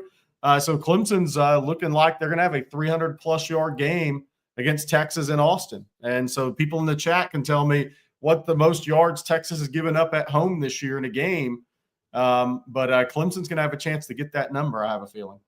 Yeah, 2 touchdowns, and the field goal was courtesy of a Texas turnover. But, yeah, 2 good drives engineered by Cade Klubnik, who now is almost 200 yards passing against one of the best secondaries. And that was just a good play call. I think both of those plays were well designed against Texas in the zone. And then that one to get to matchup of a fast, speedy third-string running back on a Texas linebacker, that caught Texas by surprise, I think, right there. Because 21 hadn't played much this year. They lost their backup running back in the ACC championship game. We know that Maffa is hurt. So that's someone who Texas doesn't know much about right now, and he caught a touchdown pass in a playoff game. Yeah, and that was a little loss of, I think, a little eye discipline there. Hey, Rod Babers. What's up, Rod Babers? What's up, fellas? What's up? How's everything going? You got here just in time for everybody to get nervous. Congrats. Yeah. You know, the third quarter is always a little weird for Texas anyway. To me, I think it was a good play call. I mean, I'm with E on that one. I think that was just good. You're right about the eye discipline, looks like. They've been attacking the linebackers. Yeah, and the safeties, and the nickels, pretty much in the passing game. Every time they've kind of gone at the corners, that's blown up in their face a little bit. So they've been attacking the nickels and attacking the linebackers, but there hasn't been a lot that's worked for them offensively. and it's gone how we thought it would go. Right there, the running game, they've been able to pop a couple, but it's been Cade Klubnik. He's having to play some hero ball out there, and that's really tough to do against the Texas defense. But he has made some plays, and that was another really great play call and a play that he made there. But I think Texas, because the running game for Texas is working, feels like they have control of the game. And that's what the running game allows you to do, control it. Even though, yes, they are threatening. So I'm not saying game's over. Game's not over at all. But because Texas has the running game, they have a way to control the game and keep possession of the game and milk the clock. So that's why I'm not as nervous as I usually would be in this situation, third quarter and then going into the fourth quarter, because the run game's on, man. That's really the beauty of it. And it seems like the entire offense now is wide open for them. Some Longhorn fans are upset. They're just like, hey, just run it. Just run it. Why are we opening up the playbook with screens and some of these really elaborate misdirection plays that sometimes may blow up in our face? But hey, man, that's Sark. You gotta let Sark be Sark now. You gotta let Sark Sark. You know what I mean? So I take that. I know there'll be some risk involved there, and of course, a couple of those plays blew up in your face early on in the first half with negative plays and turnovers, and then even some of your own offensive line, some of your players getting injured as a result of those plays. But I think you take that because I like where the offense is right now when the run game's working. Well, you wonder if with 3 minutes to go in the third quarter, Rod, and Jerry, that if this doesn't become a little bit like that Kentucky game where they just, the 18 consecutive run plays with Wisner, see if you can wear this team down. You feel like you have with already 175 yards rushing that last drive. You didn't go anywhere. You went 3 and out quickly, and now they're going empty, though. They're not doing what I just said. They're going to let Quinn cook here a little bit, looks like. Yeah, Gunnar Helm on a little crosser, and Gunnar Helm did Gunnar Helm things after the catch, Rod. Yeah, but the empty's been working for him, and Quinn's been good in empty so far this year. I would argue they haven't run it enough. It cleans up the picture for him and isolates matchups for you. And Texas usually has 2 to 3 matchup advantages when you do that. Longhorns going at him now. Gonna get a PI there, but man, Hayden Connor was getting blocked into Quinn on that play. Yeah, this threw it up to Matthew Golden, but is that going to be PI or a hold? But either way, pass interference. Taking their shots. I mean, they're playing a lot of man-to-man. That's what Clemson does, right there. And Rod, I think it was you that said Avion Terrell's a little handsy, and he's been handsy today and got called for 2. Yeah, shout out to TJ. TJ Vogel threw it out there that he has a lot of PIs and he does have PIs. And oh man, look, he got stiff arm. I don't even know who. I guess Matthew Gold was defending himself, but nice stiff arm there. But yeah, I mean, Texas taking shots. They play a lot of man-to-man. If you're going to win those, or you can get a penalty, to your advantage. That's what they did against Georgia. Georgia plays a lot of man-to-man. You got to take shots against man-to-man coverage. Good little counter. Jaden Blue, hold on to the football, young man. Yeah, that was a shirt grab away from keeping it maybe a touchdown or definitely a 22, 24-yard gain. I mean, it's all been working. Counter, wide zone, pin and pull, everything. I mean, the run game is just it's like a buffet. Whatever you want. Yeah, you pick and choose. It's a buffet. Buffet, man. That run game is on. So that's why Sark is getting all fancy. He's like, I know I can come back to the run game. He ran it earlier on like a 3rd and long in the first half. He doesn't care. He knows his run game is working. False start. Oh, there it is, guys. 2:26 to go, third quarter. That'll be the first penalty on Texas after an 11 penalty game 2 weeks ago. Gooseby felt like he had to do that for Cam Williams. It had to happen in the third quarter. That's what happened at right tackle. He had to hold it up. Yeah, had to happen. Got you one, Cam. You're good. Well, if the Longhorns, I don't want to bring it up, but if the Longhorns don't score here in the next 2 minutes, they're going to get outscored in the third quarter again. So that's just where that is because it's 7-3. It honestly, it goes with it the last 4 weeks or so. All right, so have a big 3rd and 5 coming up here.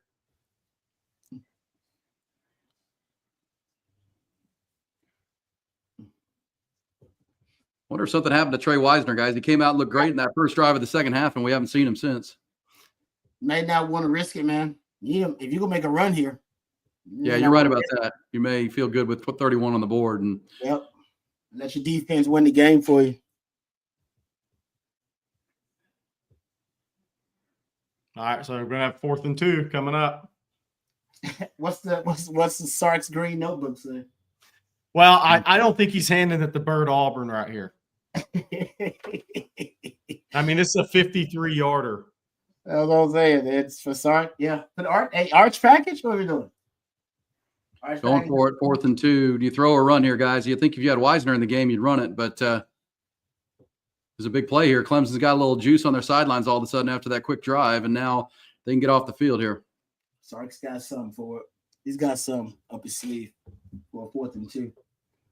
Got a special set of plays for these circumstances. Needs to, because this could put momentum back on the Threw on a little bit behind Golden. Maybe should have had it too, but tough.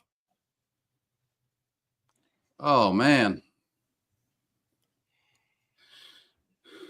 Well, there's Clemson there. You see how their sideline erupt. Nash, old school. That was open, though. Wide open. Wide open. I mean, who's there?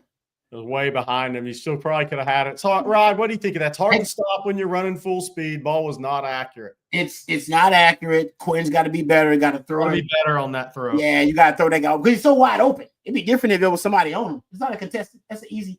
That was. Oh, I see that D lineman. No, see, yeah, Quinn's got to put that on the money. I mean, I know people are saying that's catchable, but if you're running full speed across the field on a shallow, and the ball's 2 feet behind you, it's a low percentage catch. Quinn's got to do that. Bad. I love how Matthew Golden is quick to respond to anything. Like if you got Matthew Golden, he will respond. You can't just like push him around. I love how anxious he is. I love it. Going right downhill with Adam Randall, the wide receiver turned. Oh no, I don't think that's Adams Jr., one of the young backs. Well, this is where the defense has to bow up. This game's not over, gentlemen. They've got to stem this Clemson rush here. They're feeling pretty good about a 4th down stop. Actually, back-to-back stops by their defense and a quick touchdown earlier. Now they're approaching midfield here. Yeah, I mean, and look, Clemson's creeping up on 300 yards pretty quick in this game too. They're at 265-ish. Good throw by Klubnik. Again, Rod, it's what we're talking about. Texas gets pressure. Clemson is.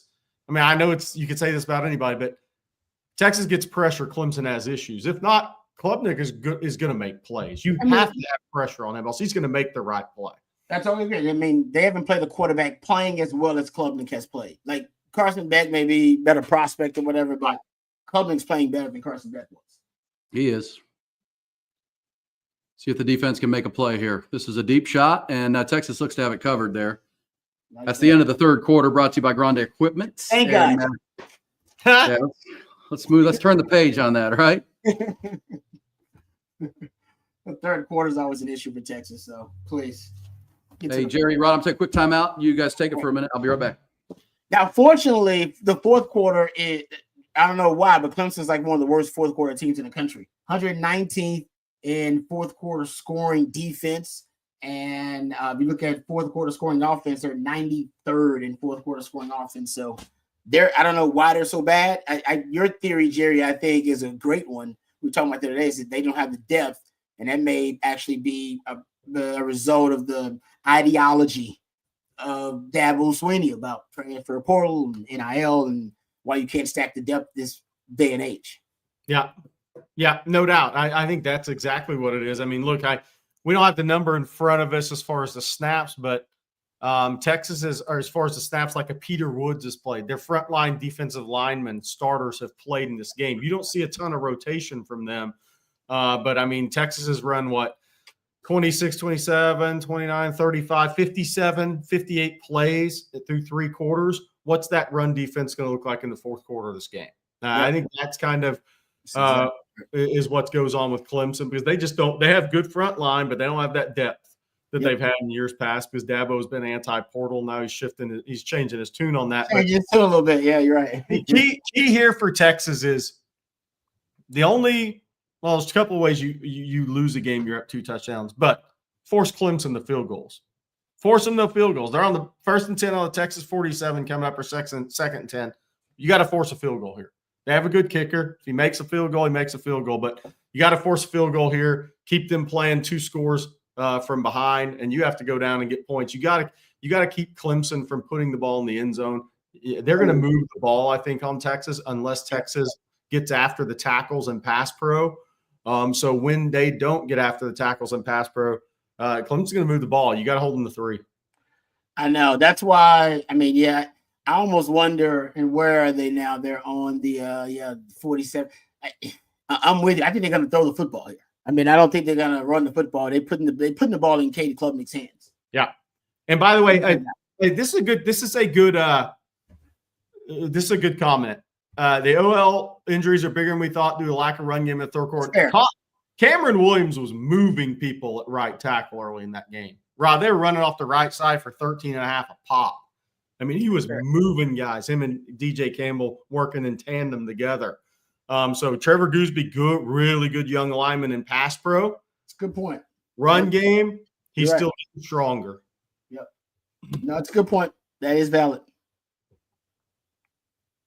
All right, so we're at 31-17, starting the fourth quarter here. Ball will be first and 10 on the Texas. Texas usually does really well after the drone show. I think they just had it. So let's hopefully that's the boost. Clean pocket, big throw, and first down in 29.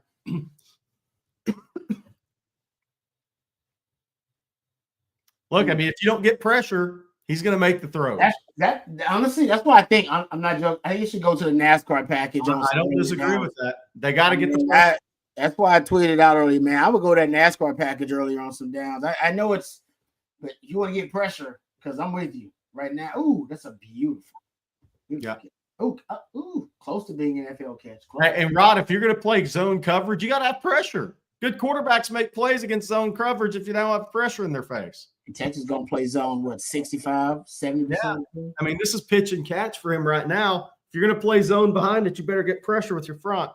I said, they're not running, man. They put it in Cade's hands. You got to get pressure on them. I said, man, I'd go with that NASCAR package. I pull it out. I'm like, hey, let's go.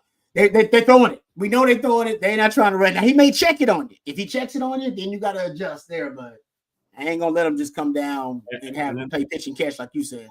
QB draw, really good play call. Yeah, Clemson's found life on offense, guys. They are kind of dead between the second and third quarters, and now Cade Klubnik's really come alive. I mean, it's all on his shoulders right now, and he's doing it. But you're right. You're not getting much pressure on him, and he's had a clean pocket these last 2 drives. You got to change it up. You got to do something. You got to switch it up. Clemson over 300 yards in this game right now, which I don't think we saw that coming at the minute into the fourth quarter necessarily. Good offense. Best offense Texas has played, but they have a shot at a 400-yard game right now.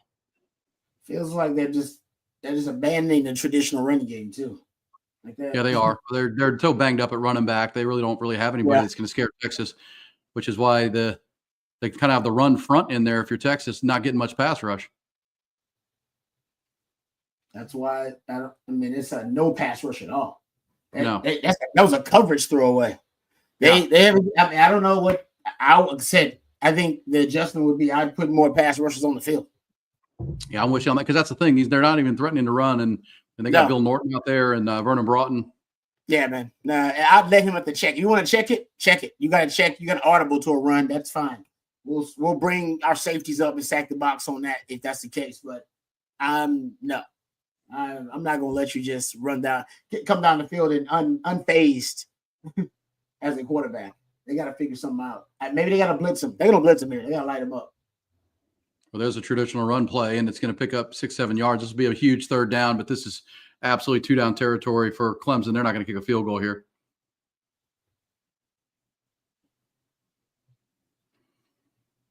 Would they? Would you get it to 11? Is there any thought to that? Yeah, it depends on how this 3rd and 3 goes. If it's a negative play, you might have to kick the field goal.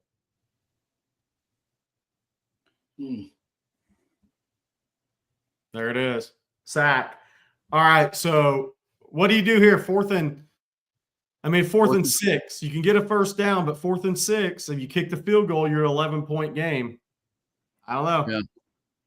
I think Collins with a big play. Vernon Broughton with a big play there. Yeah, I think.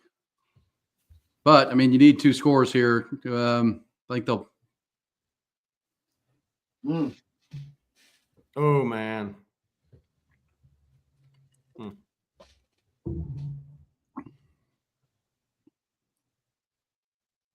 They're going to go for it. Hey, they got nothing to lose. No, they're. I might try to get them off sides though. We'll see. Oh wow, wide open. Jeez. Oh.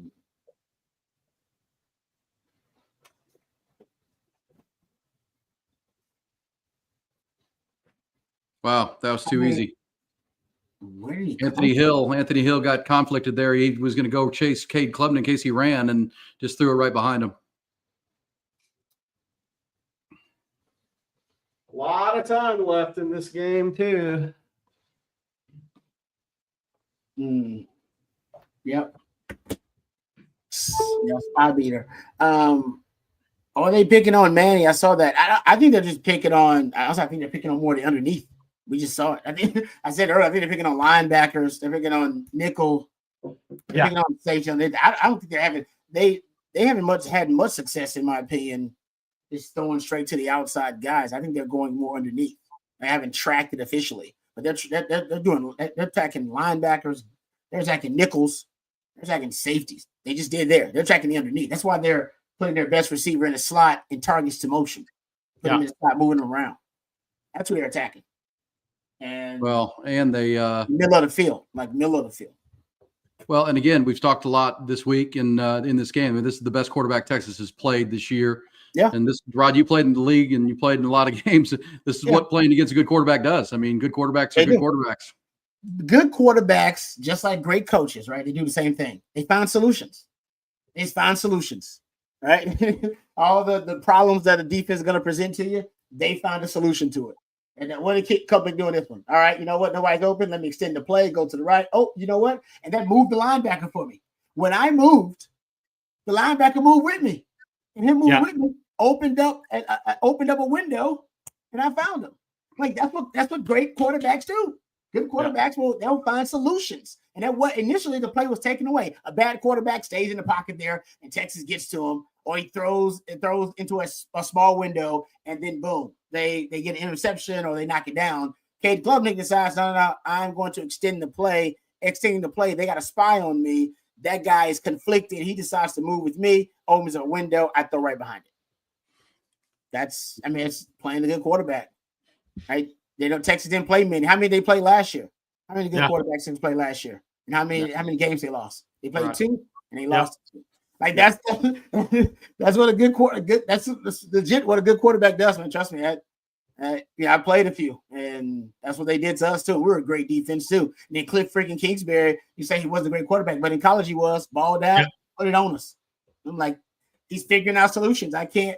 We are presenting problems that usually most quarterbacks would be under duress. They'd be discombobulated. Not him. Found solutions. That's what really good quarterbacks do, and that's what Cade Klubnik has done all the time. Now you got to battle. You're not going to win them all, right? While we're playing zone, that's what we do, guys. Yeah. We're 70% zone team. 70% of the time, we're going to play match 3, match 4. Match means we're going when the guy comes into your zone, you're going to match up on him and play basically man on him once he comes to zone. And we're really good at it, but that's what we do. We don't play a lot of man. We play like 10% man coverage. We don't play a lot of man. Yeah, somebody's Taft wasn't out that series. I've asked somebody if anything's going on with him. He was not in that series though. Let's see. Let me see if I can get. Well, and Rod, while you look at that there, Jerry, but for your point, Rod, I mean, now Texas needs their good quarterback to play really good here. They need Quinn Ewers to make some throws. I mean, you're going to have to go man for man. This is Cade Klubnik. This is Quinn Ewers from the state championship game, right? You got to go make some plays here for your team. And the offense is kind of stalled out here in the third quarter into the fourth. After that first drive that ended up, settling for a field goal, you haven't scored since. You've had two punts, and now you got to go move the football. And you can extend this thing back to a 2-score lead with one good drive. And if you're Sark and your quarterback can't do that, then you need to take your play calling to another level to allow him to put him in a position to be successful. So whatever it is, if it's Quinn or if it's gosh, somebody's got to do it. Matt, and then we just run one out from 5 yards deep in the playoffs. Oof. All right, trying to force it. Yeah, those are. I don't know why you give up 10 yards on that, and you already got a team that's hyped up on the other side, and you just let them jump up and down. Matthew Golden's a very smart player, and that's just not a very smart move. Yeah, adrenaline.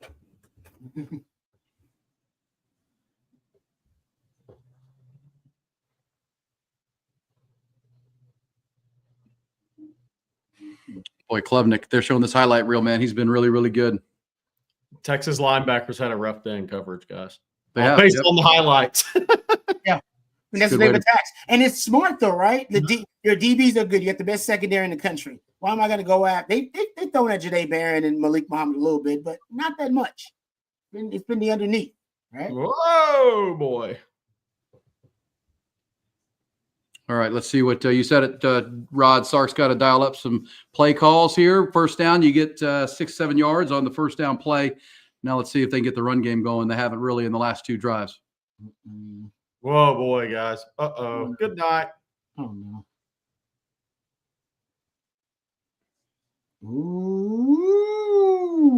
Ooh, see ya. Okay. That was big. There you go. Oh, my goodness. See you later. And the run game was Blue. working. Why go away from it?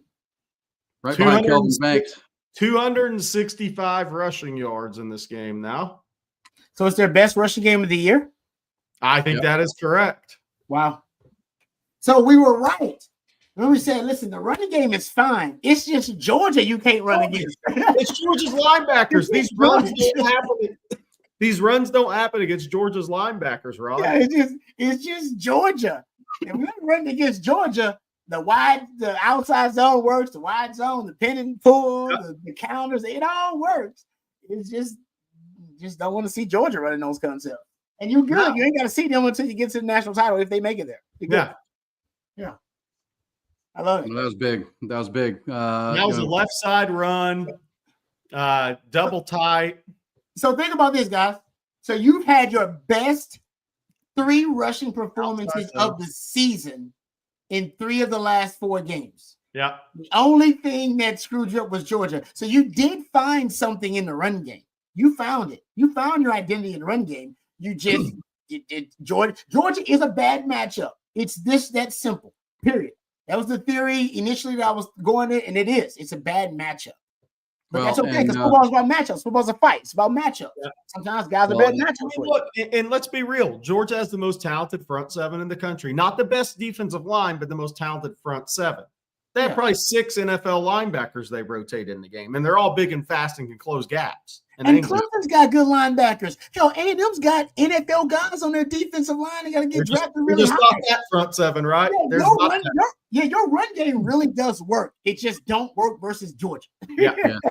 Well, and if you watch that 77-yard touchdown run by Jaden Blue, it was good to have 78 in front of it, right? Kelvin Banks didn't play in the Georgia game, and it was good. He led that, got down the field, blocked 2 guys, and really cleared the hole. He was out most of the A&M game too, though, and you ran down A&M's damn throat. Yep. Those was out there. So I think the running game, the point is the running game works. It ain't just Kelvin Banks. He's awesome, but it ain't just that. The running game works. It just don't work versus Georgia. Yeah. Period. Figure out something else if you got to play.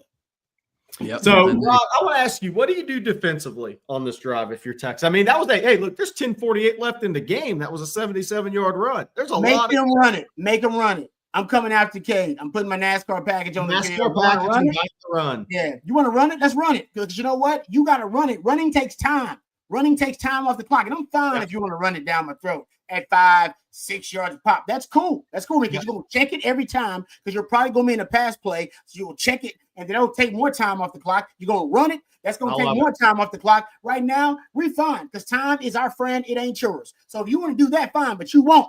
At one point, you're going to have to throw it. You know you're going to have to. And I'm putting my guys on the field. NASCAR package, baby. And Rod, the 4-man front has stopped getting pressure like it was early in the game. I'm surprised by that, by the way.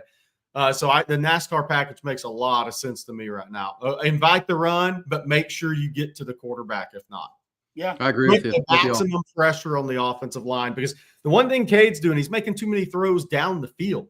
The only way that happens is if you're not getting pressure, you're not getting him off his platform. I mean, he's got time. He's got too much time. He's too comfortable. He's way too comfortable right now. Pretty cool scene at the stadium right now with all the phone lights up. I'm not sure what song they're playing, but maybe somebody can let us know. Is that the is McConaughey singing or what? I'm not. Oh, there he is. No. He does have a song though. Actually, He came up with something in 10 days. He did that song about, remember when the Moody Center opened? It was in the mood or whatever. Yeah, he did. All right, let's go, baby. Let's go. Let's get it going. That was a big jolt. That was a lightning bolt from Jaden Blue. Now see if the defense can step it up, get to the NASCAR, get after Cade Klubnik and stem this tide. Longhorns are back up 2 scores. You'd like to get them off the field here and go out a little bit more and expand the room, but feeling pretty good now with 10:48 to go. We got to play some defense. Yeah, I'd say pretty good loosely. But yeah, I mean, look, Rod said, I mean, this is all about getting pressure on a quarterback. If you don't, he's proven he's going to make the throws, and Texas has struggled with eye discipline at linebacker in this game, been beat. It's just all about getting pressure on a quarterback. You got to get him out of rhythm. He's in rhythm right now. The offense is in rhythm. Yep. Get him out of rhythm, at all costs. 100%. All right. You're going old school. Let's go. At least blitz them. If you're not going to go NASCAR, blitz them. Come after them. Which Texas at least get a couple of edge pressure. I mean, I think they want to push that pocket and then get some edge pressure. Michael Taff is on the field, by the way.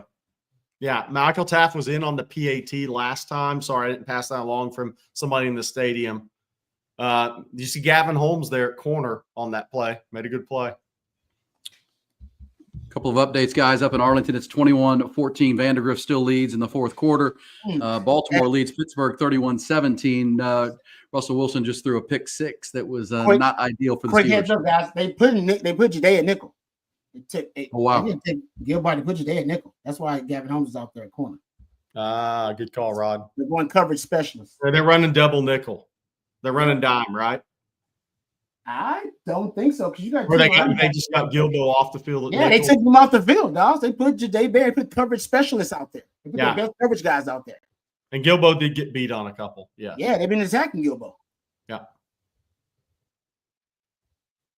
This will be a big third down here, 3rd and 4, but probably down 2 scores, probably 2 down territory for Dabo, but still 10 minutes, so maybe you wouldn't. But either way, this is a big play for Texas.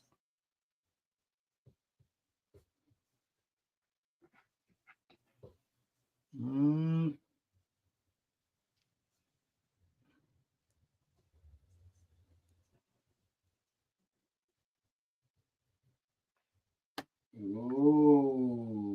Another good throw. Wow.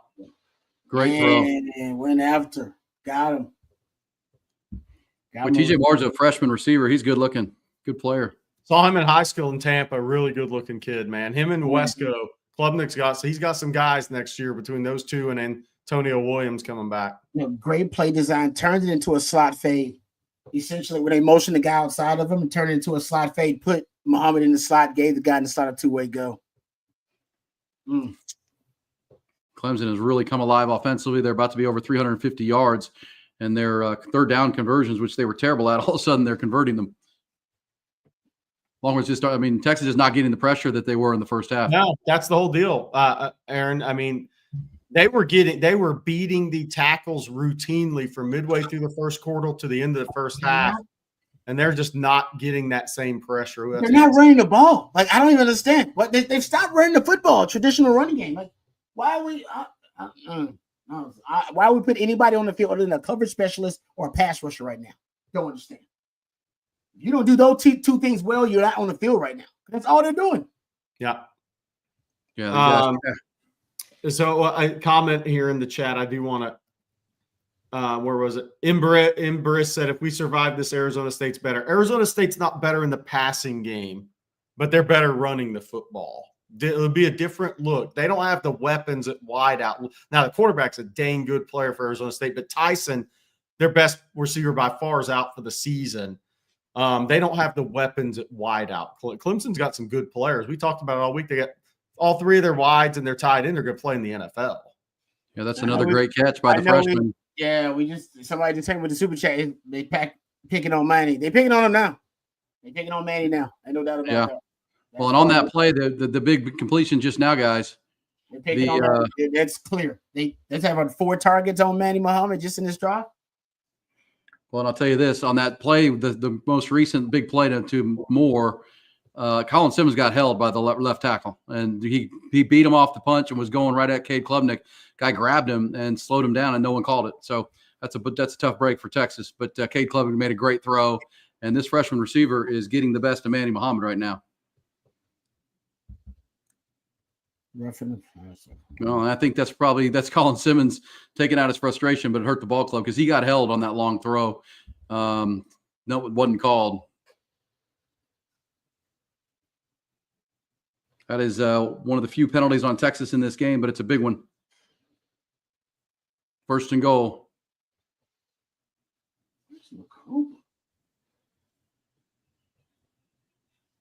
Is McCool hurt? I saw him in a minute ago. Yeah, I think they just rotate him, Rod, because Taft was out on the last drive and came back in for the PAT. I think Taft's back out there this drive. Cooper hadn't been in for a while either. It's so weird. I don't know, that rotation is strange, very strange. Good D, Gavin Holmes. Game turned into a track meet. Who knew? I know, right? They're attacking the best pass defense in the country. They said we're going at you. QB draw. Great call there to get the third and goal from the one. Great call on the QB draw. That is their run game. Klubnik's such a good player, man. He's carrying this team against a very good defense, and he's making play after play. And they'll go for it on third and fourth down. They're not kicking field goals here. I mean, they didn't have any traditional run game at all, and they didn't even try to act like they had one. They're just like, no, we're gonna throw it. We're going. And gets the best pass defense in the country. I can't. Clemson calls timeout. I mean, look, I'll tell you what, Rod. What would you call here? I'd spread it out and go QB draw. Oh, I go empty. Yeah, empty QB draw or QB run. I go empty and empty QB run game, and then I'd give myself an out. I'd go to the QB empty run game or QB empty, roll out and see if they got a spy on me. Give myself a couple options. Yeah, Klubnik, you're gonna let Klubnik make the play here, whatever it is. Klubnik's the guy. Klubnik's the guy. You got to put over 300 yards now. Got to think that's the first 300-yard passer against Texas this year, probably since Michael Penix last year in the national semifinal. On the in Texas place, which is his backyard. Let's be fair about that too. All right, against the best pass defense in the country. Well done, sir. Well done, man. Well done, and well done, Garrett Riley. They've made some great adjustments too, guys, because they weren't doing. I mean, they had 10 points near the end of the third quarter, and the 7 of them came on that first drive, and they didn't do anything for most of the second or third quarter after that opening script drive, and they've been great. Cade's been great. They're attacking the Texas, best players, and Texas, for whatever reason, is sticking with run defenders that run at the tackle position. That's a surprising thing to me. You would think, Jerry and Rod, you might slide Barron Sorrells inside, try to get your best rushers on the field when they're not trying to run the ball at all. That's what Rod's saying. Yet they still have some run stuffers in there. They're not trying to run the ball. I don't understand it either. And I honestly, at this point, I think Clemson they might try to run the ball. Like now they might try to just break tendency here and actually do a draw, a quarterback draw or a halfback draw. Like it's old school. Like I could see that too, because Texas right now, everybody's thinking pass. Everybody's thinking Cade's gonna put the game on his shoulders, and I would put it on his shoulders. But I would see breaking tendency at the right time could also be something Clemson does. So it's I haven't seen the Texas defense this on their heels this much in a long time. But this is the first time we've seen them this disadvantaged, if you will. And it's like I said, they haven't played a good quarterback. Good quarterbacks, they solve problems, man. And Cade Klubnik talked about it all season, Rod. We've talked about it all season. I mean, the reality is, and this doesn't mean we don't think Texas is a good defense, but they haven't played a lot of offensive talent this year. I mean, and this is a guy that's in rhythm. And if you don't get pressure against a quarterback that has NFL players at skill positions around him, those guys tend to have big games against you. I don't care how talented you think you are. That's why, Rod, it's a hit the quarterback, take him out of rhythm game, man. That's what this is. That's why the pass rushers, the quarterbacks, the pass rushers, and the protectors are highest paid players, right? That's what this is. No, that's exactly right. Premium position game. That's kind of what it's coming down to. But no, you're right. They're picking on Manny Muhammad. Nobody's really done that this season. Picked on Manny Muhammad like that. And they are. They're going No, after. they are. Well, they have a quarterback that just trusts himself to make those throws and Good play. Yeah, Good job, super. Dave. Yeah. Wow. So they went QB power type package to the right. Maybe not QB power, but QB lead to And the Texas right. is ready for it. Good for Texas. They got their 3-4 in the field. They got the 3-4 package. So they were ready for it. They knew they were going to try to run it when they get down here. Field is compressed. It's not even the best quarterbacks out there have a hard time being able to decipher what's going on this deep in the red zone.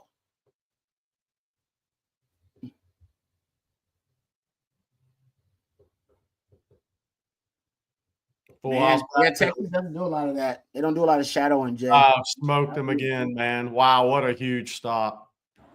Wow.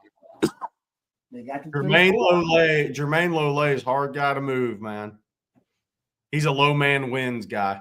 You can make the argument that Clemson is screwing up because they are making it a power football game now. Why? They're bringing their power packages in. Texas is great at the power package. They were killing Texas by spreading Texas out. Yeah. And then running the football. Run empty, QB draw, and Klubnik will make somebody miss and dive to the end zone. Man. Texas got 3D tackles on the field now, running up 3-4. Oh my gosh! I mean, Garrett Riley. We're just praising him, and they just did Texas a favor on 3rd and 4th down. I mean, Cade Klubnik is a Tim Tebow like running back, and then the power play out of the diamond package. I mean, that is. I mean, the fact you didn't have to stop Cade Klubnik on a dual threat option or something that was more exotic than that. The guy's been making throws, and now you try to play power football with a powerful defense. Now the Longhorns get the ball back. Yeah, ball in the two. You got stuffed on the first run, so it'll be 2nd and 10 from your own 2. Yeah, you just got to get a couple of first downs now. They screwed that up. I don't know what that was a dang coach. I said we thought they were going empty spread sets, quarterback draw, halfback draw. They want to play power football against Texas. Good luck. Good luck with that. Yeah, that was not wise, and we'll see if they can stop Texas. Now the key is, that doesn't kill you if you're Clemson. The clock's running now, but it doesn't kill you if you can get a quick stop here and get the ball back with good field position. But at the same time, Longhorns got to get this ball out of the end zone. And we still haven't seen Trey Wisner since the opening drive of the second half. You got to wonder either they're saving him or that something's up with him. Hey, Rod, you're as a former corner, 3 PIs on the same guy is a rough game, man. Oh, did he come up? Let me see this. They got him? Yeah, they got him again. 3rd PI, Rod. That's a tough day for a corner. Hey, give it up for Sark and give it up for Quinn. And they all knew. They were attacking them. They knew. Remember that Bama game in 2020? Was that 2022? That Bama game at home for Texas when they kept going after that corner? And they got like 2-3 PIs on the same guy. So it's like, this dude can't cover without holding. They got it. No. Yeah, that's Hansey. He went up and grabbed his jersey right up under his shoulder pad right there. Oh, and that's obvious calls. He's putting his hand on the top of his shoulder. I mean, like, what do you know how to play cornerback? That's just you're just like, everybody in the stands is throwing a flag on that. Right? Like, that's like George Costanza playing corner. Like, who covers like that? What are you doing? You're a better athlete than that, dude. Get up. What are you doing? I would take him out of the game right now. Yeah. What are you doing? That's 3 of them, and 2 of them, the last 2 have been the same. Yeah, man. That's what. But Sark, give it for Sark. Sark knows. He's like, nah, this dude. No. And I'll give it for my man CJ because CJ pointed that out too. That hey, they gonna keep that guy right there. Somebody to go after. Keep running that ball. Well, there's a play action for Quinn. Got to make a good decision here. You know Sark can't help himself, guys. So y'all stop it. Don't be criticizing Sark for doing play action here when you're up, 38-24 with 7.5 minutes left. Stop it, y'all. That's just it. What y'all know the story about the scorpion and the frog? Okay. All right. It's in his nature. He is gonna do that. All right. This is the guy this is our Sark. We love him. All right. So don't be criticizing that. Sark will take a damn deep shot right here in a second. You don't care. Timeout. Sark calls timeout. Here we go. 3rd and 9. Yeah, a couple first downs, and you can start thinking about the clock here. Nancy wants to know, is it over yet? No, not with Sark. I love Sark, but Sark might do something wild here. Mike asks, is Trey Wisner out? They keep showing him on the bike, just staying loose. He obviously got his right knee banged a little bit in the first half. He came back in for one series, second half. He hasn't been back. Jaden Blue's been the back this half. Yeah, He's on the bike staying loose, so it's not like has a major injury or anything. He's just staying loose. And Sark was chewing on Wingo on something. Yeah, because I think he was probably the target on the play action, and whether it wasn't there or not. But either way. Oh, okay. To the scorpion and the frog, Rod, it's like you love your wife, but every time you're in the car, she's going to give you driving lessons. It's just going to happen. Exactly. I still love her. I still love her. Exactly. Why move your ish over it? Why you have an argument over that? Really, when she does it every time, right. Every time, right? Yeah. That's the way it works. Yeah, good stuff. That's a great analogy. Love it. She can tell you how to drive. No, we went to the stadium today, and my wife, I drove, and she literally was trying to give me directions the whole way.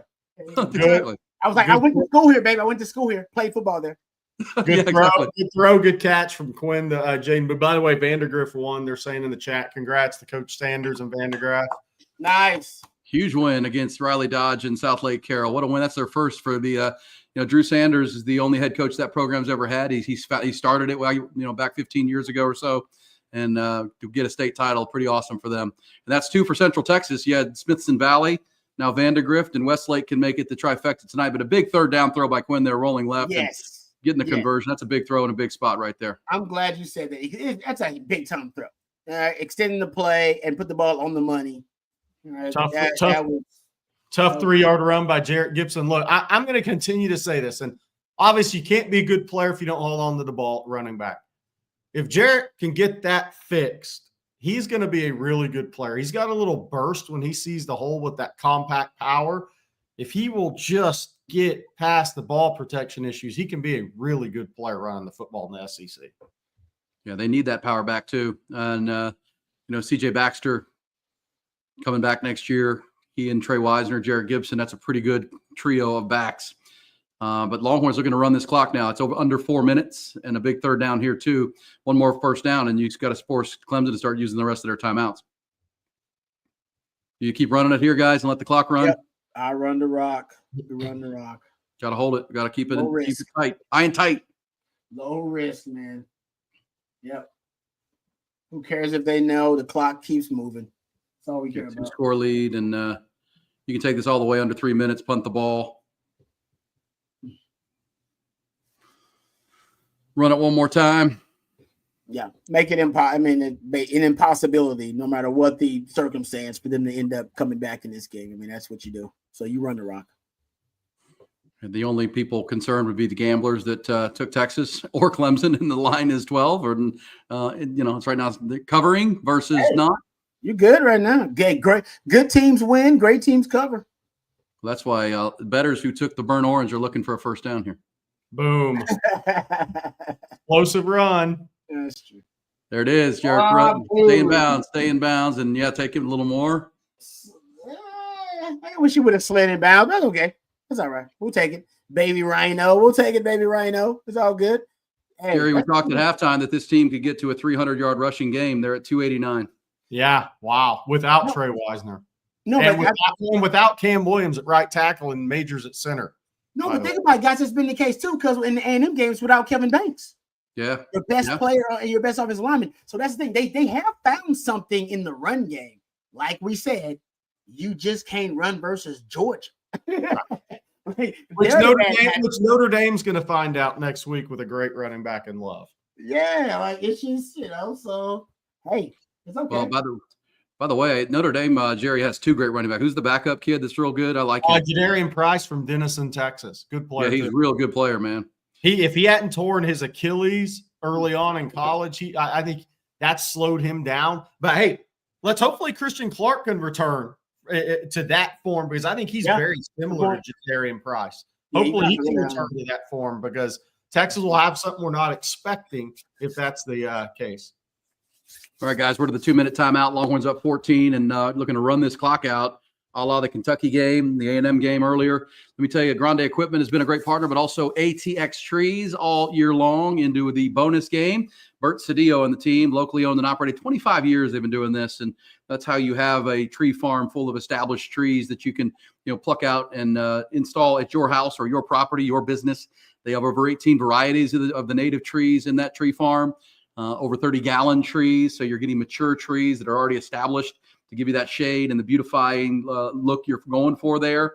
Very hard to find, especially that many varieties of trees. It's going to be, to your eye and to what you want. They've got them. That's what they've devoted 25 years to growing them, and they'll bring them from their tree farm to your home or business or property. And all you got to do is call them 749-5149. If you add 51 and 49, you get 100. So 749-5149. That's Bert and his cell phone. You can also go to the website, atxtrees.com. You can save water as well with their drought-tolerant xeriscaping that they do and specialize in as well. But trees are their thing. They will install them. You get a warranty. They'll remove a tree if you need one, and they'll trim and irrigate all your landscaping for irrigation as well.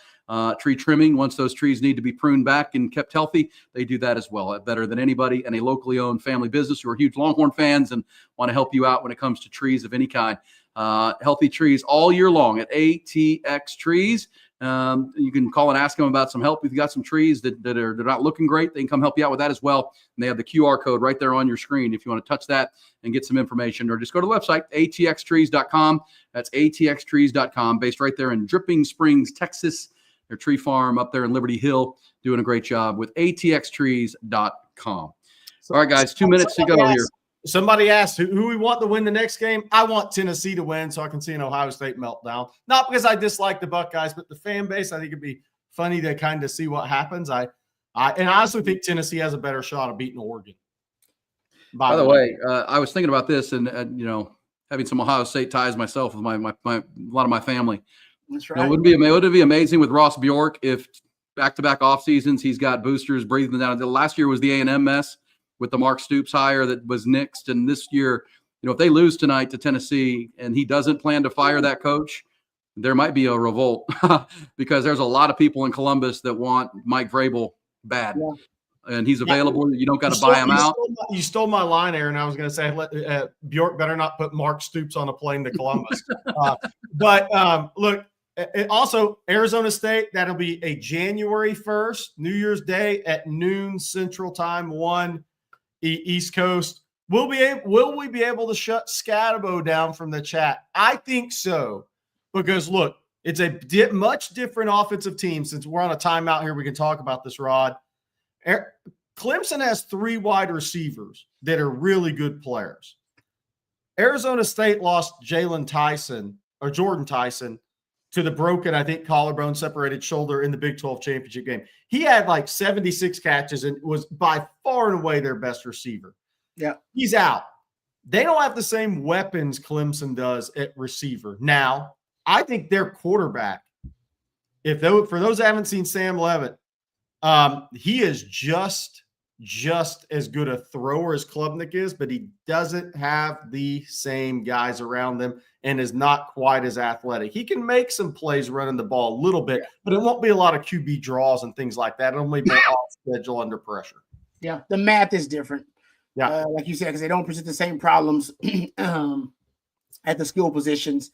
And even as a running threat, I don't think he presents the same running threat as Klubnik. So I agree. I think they got a better running back overall because he's legit. Scatabo, no doubt about that. But I don't think they're as explosive overall as Clemson. Somebody asked about refs next game. I believe it is Big Ten refs again for the quarterfinal game. Push right there. Did the Longhorns get it, or where they spot them short? It'd be fourth and a foot for the Longhorns with 1:37 to go.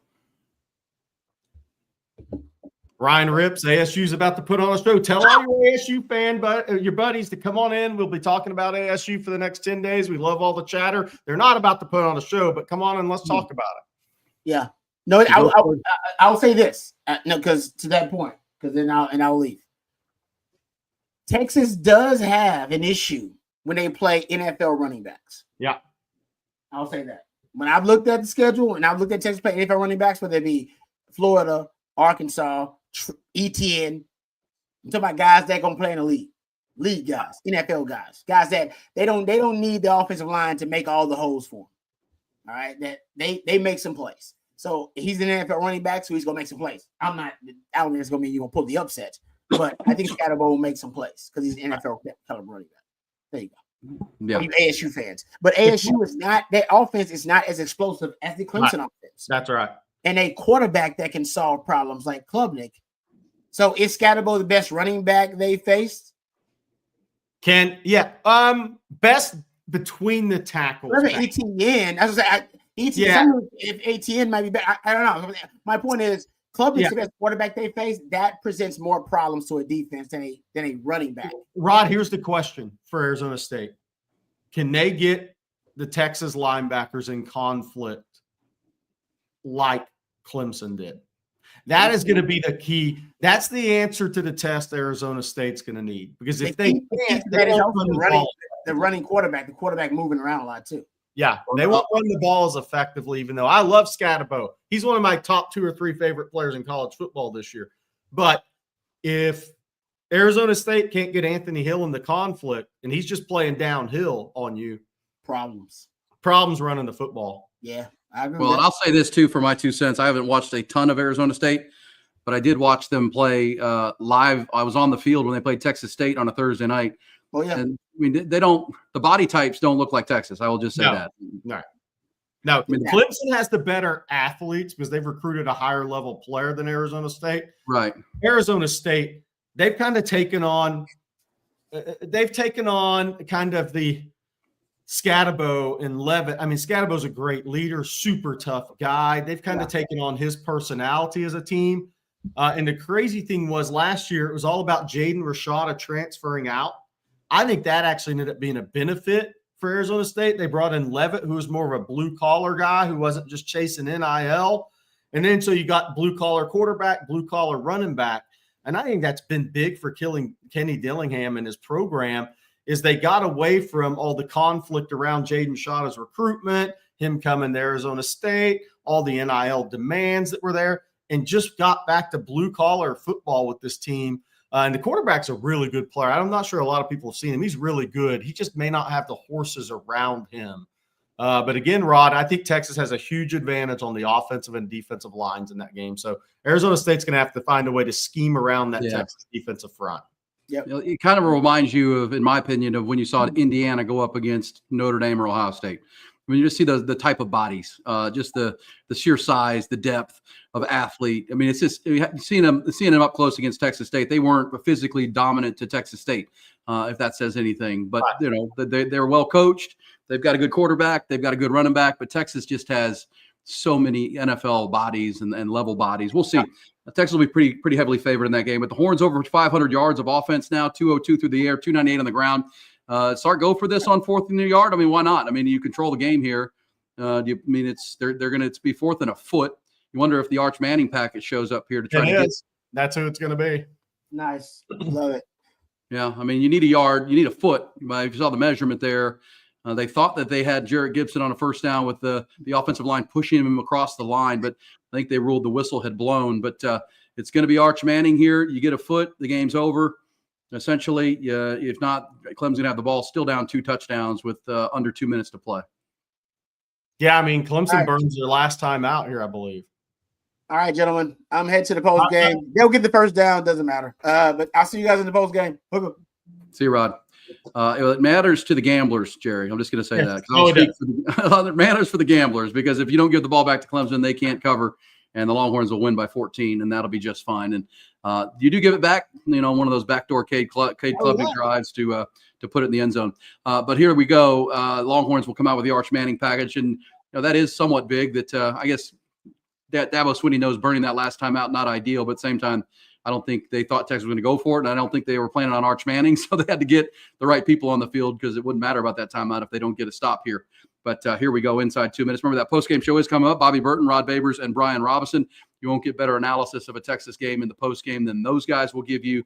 Jerry, it's been great here. What do we think here? Arch, what are we doing? Got Jaden Blue. They don't go Jarrett Gibson. It's going to be Arch Manning. By the way, Derek Weisner messaged. Fumbled it, gave up the ball. That did not go well. Well, geez, you're a little bit ahead of me here. Oh, sorry. Oof. Remember, new center in the game. Yeah. It doesn't matter. Ball's down. Well, that was not ideal. Who snapped that? I think that might have been D. Who was snapping it? Hayden Connor. I don't think it was. I'll go back and see that again. But either way, I think they were they going? It's tough to call. oh boy. Well, here we go.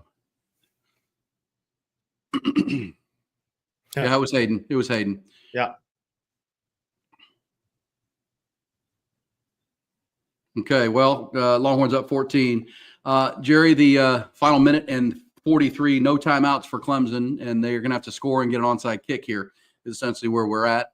But that's why I say the Longhorns are likely going to win this game. It's about the Vegas line that people are caring about right now. Yeah, I think. Look, I mean, big play here on first down. I think Clemson's going to probably get a shot at an onside kick here. So it's gonna. It may come down to it because unless Texas gets pressure and gets him to the ground, he's going to make plays in the air. Texas secondary is giving up plays here in this game. And Cade Klubnik again, though, that's stepping up in the pocket, comfortably, ripping it. I mean, he's made some really high-level throws today. And by the way, Anthony Hill doesn't look like he's running with his normal burst for whatever reason. Just my eye judgment.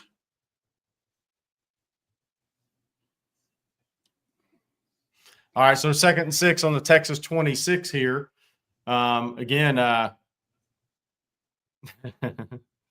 yeah, Trevor Gentry says that was a bad spot.